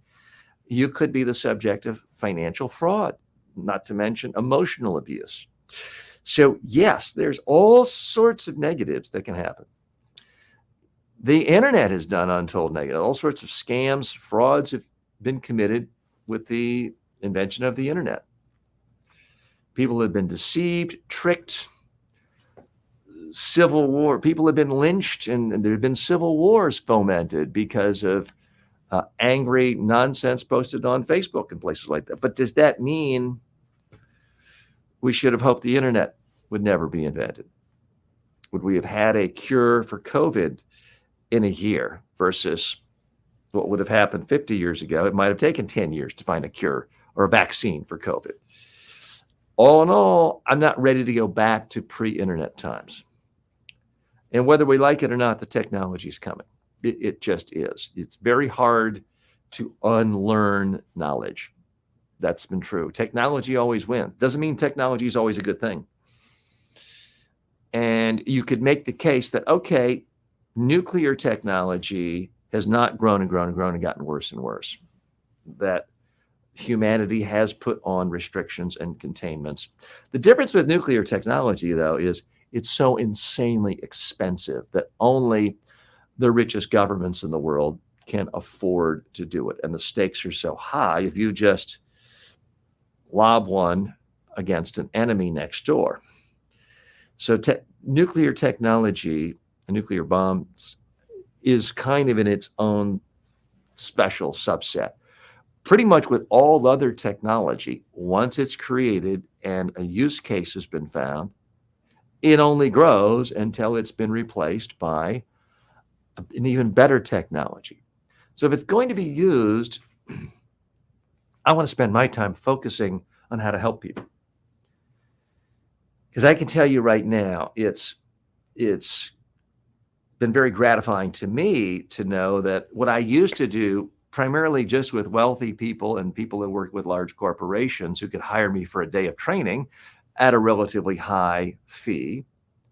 It's great for me and other people that I've been able to help millions of people around the globe who take my relatively inexpensive online video-based courses. That's been good for me, and it's helped a whole lot of people who would otherwise never be able to afford my expertise. What I'm most excited about is this potential of being able to help those people so much more in a deeper way, a more meaningful way, because they can ask me questions, and ideally I can analyze their particular needs, coach them, give them a more simulated coaching experience than just watching a video of me. Because my big frustration is people will buy a course of mine, leave a nice review, they've paid me a little money, but they'll just sit back and watch the videos like they're watching Seinfeld or some other comedy. And I'm not very funny. If you're watching me for humor, you're going to be disappointed. You're not a smart, savvy consumer. I only help people if I can really interact with them, get them to speak, get them to critique themselves, and I provide critique. And that is the potential of this artificial intelligence cloning that I'm so excited about. Okay, I need a break. I'm talked out. Who can we ask to fill in for me? Oh, I don't know. Let's put AI TJ to work.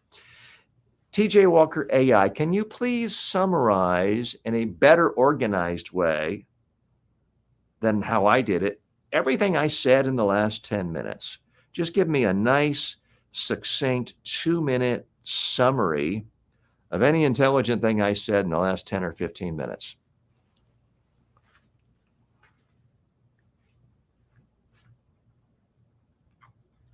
You've touched on the profound impact and dual-edged nature of technological advancements, highlighting both their transformative potential and their risks. You've noted that while technologies like digital cloning and the internet can revolutionize communication and access to information, they also come with significant challenges, such as the potential for misuse in scenarios like deepfakes or financial fraud. You've expressed a commitment to focusing on the positive applications of these technologies, particularly in democratizing access to quality education and personal development through online platforms. This approach not only broadens the reach of valuable skills and knowledge, but also enhances the depth of learning and interaction, moving beyond passive consumption to active, personalized engagement. This, you believe, is where the true potential of digital cloning lies, not just in mimicking human interaction, but in profoundly enriching it. Considering your focus on leveraging technology for educational and personal growth, how do you envision further integrating digital cloning into your teaching methods to enhance learner engagement and effectiveness? I got to say, I'm impressed by that. Now, I don't want to anthropomorphize. This digital TJ did not think. It simply processed data and assembled it in a rate that was infinitely faster than my human brain can do. So it heard everything I said, and then presumably it turned it into text, was able to organize it, summarize it, condense it, and then convert it into audio to give us what it just did. And I can tell you that's a lot better than I could have done. If someone had just called or sent a text saying, "Hey, TJ, I missed the last 15 minutes. Can you give me a quick summary of what I missed?" I would not be able to do that. So to me, that again is one of the surprising things about this cloning technology and AI in general is yes, there are going to be times when it's not as good as a human being. If you need a real friend and you have to use an AI clone, I'm sorry, it's just not going to be as good as a real human being. But for its ability to analyze data, which what words are, to analyze thoughts, process it, organize it, slice, dice, reorganize it, style it, package it, to do it infinitely faster than a human brain, it is superior. It's already superior. We don't even have to wait for updates and technological improvements. So that to me is profoundly exciting. So I'm still testing these things. We're trying to input more data. I hope in the next week that I'm going to have different versions of my clone come out.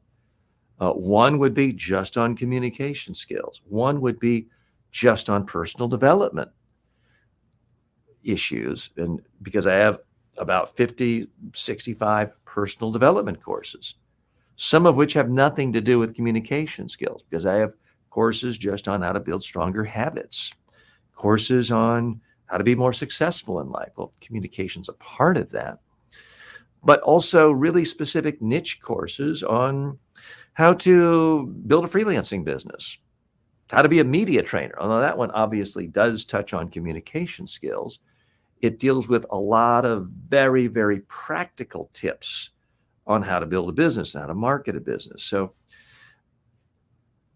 I'm trying to come up with different versions of my clone. And then there'll be one on my website just for new business prospects, because they typically all have the same questions. Yes, everybody's different, everyone's unique. But for the most part, if you're a new business prospect and you found me by searching presentation skills or communication skills or media training, typically it's because you want to know the answer to, do you do in-person training? Do you do online training? Do you have an online course? How do you charge? What do you charge for a full day of in-person training? What do you charge for a half day of training? There are about 10 questions that come up 90% of the time if someone comes to my website. Wouldn't it be really nice if my clone knew that as soon as you came on, asked you what questions you have, and by the way, do you have any of these questions? And then you could see me pop on screen saying, "Hi, James," or "Hi, Sanjay. Thanks for stopping by. You may be wondering," ask the question they were already thinking or that they pushed a button on where I can talk to them. I could see that as profoundly, profoundly helpful. RR writes in and says, "I'm in favor of strives in tech, but also cautious of what I think folks need to be." I think I'm getting the gist there. You're all in favor of advancement in technology, but you do want to have a proper level of caution. I agree completely. So what I'm trying to focus on is, again, the positive elements for helping people. I may be doing something that's opening me up for problems. I'm trying to think of that ahead by programming my clone to avoid certain topics. So for example, you can give instructions to your clone. So I have custom instructions. I did mention this the other day, that my clone is just not, for example, going to talk about the 2024 presidential campaign in the United States. Just not going to talk about it. You may be interested in how the debate performance of one candidate. It's a perfectly legitimate thought process and inquiry. It is something I've talked about in the past, previous political cycles, but I've just had to make a decision for my business to stay out of that, because it's just too easy to get people really, really upset if you say anything critical about someone they like. And if you say anything positive about someone they hate. And then I got to be subjected to death threats and spam and hacking of my website, all of which has happened. So that's why I have programmed that. So I'm trying to think of ways that could get me into trouble. And Rick, Rick points out, yes, politics are very polarizing. I, for example, have put in restrictions on, I don't like to talk about dating, courtship, seduction. Perfectly legitimate inquiry. but it's just not something that I want the focus of my show to be. Eric has just stopped by. Eric, thank you so much for stopping by. I've been talking nonstop, or at least I have, and my clone have been talking nonstop for 3 hours. We are at the official ending point. But Eric, always glad that you're here and popped by. Please stop by tomorrow, spend a little time with us. And meanwhile, I didn't do that. Let me go ahead and post the actual URL of my clone. And for those of you still with me, because if you have a question for me, Eric, if you have a question, you can go ahead and post it right now. And what I try to do is post the link to the part of my clone that talks to you directly and where you can push a button and talk rather than the text. The text is the default. So I have now posted it right there. Thanks so much, those of you joining me today. I'm TJ Walker. Appreciate you being a part of the TJ Walker Success Show. I'll be back here live tomorrow. If you can't wait till then, ask my clone for any question you want. Also, check out the videos we post, not only these live videos almost every day, but a couple of shorts and a long video every single day right here on this channel. Thanks so much.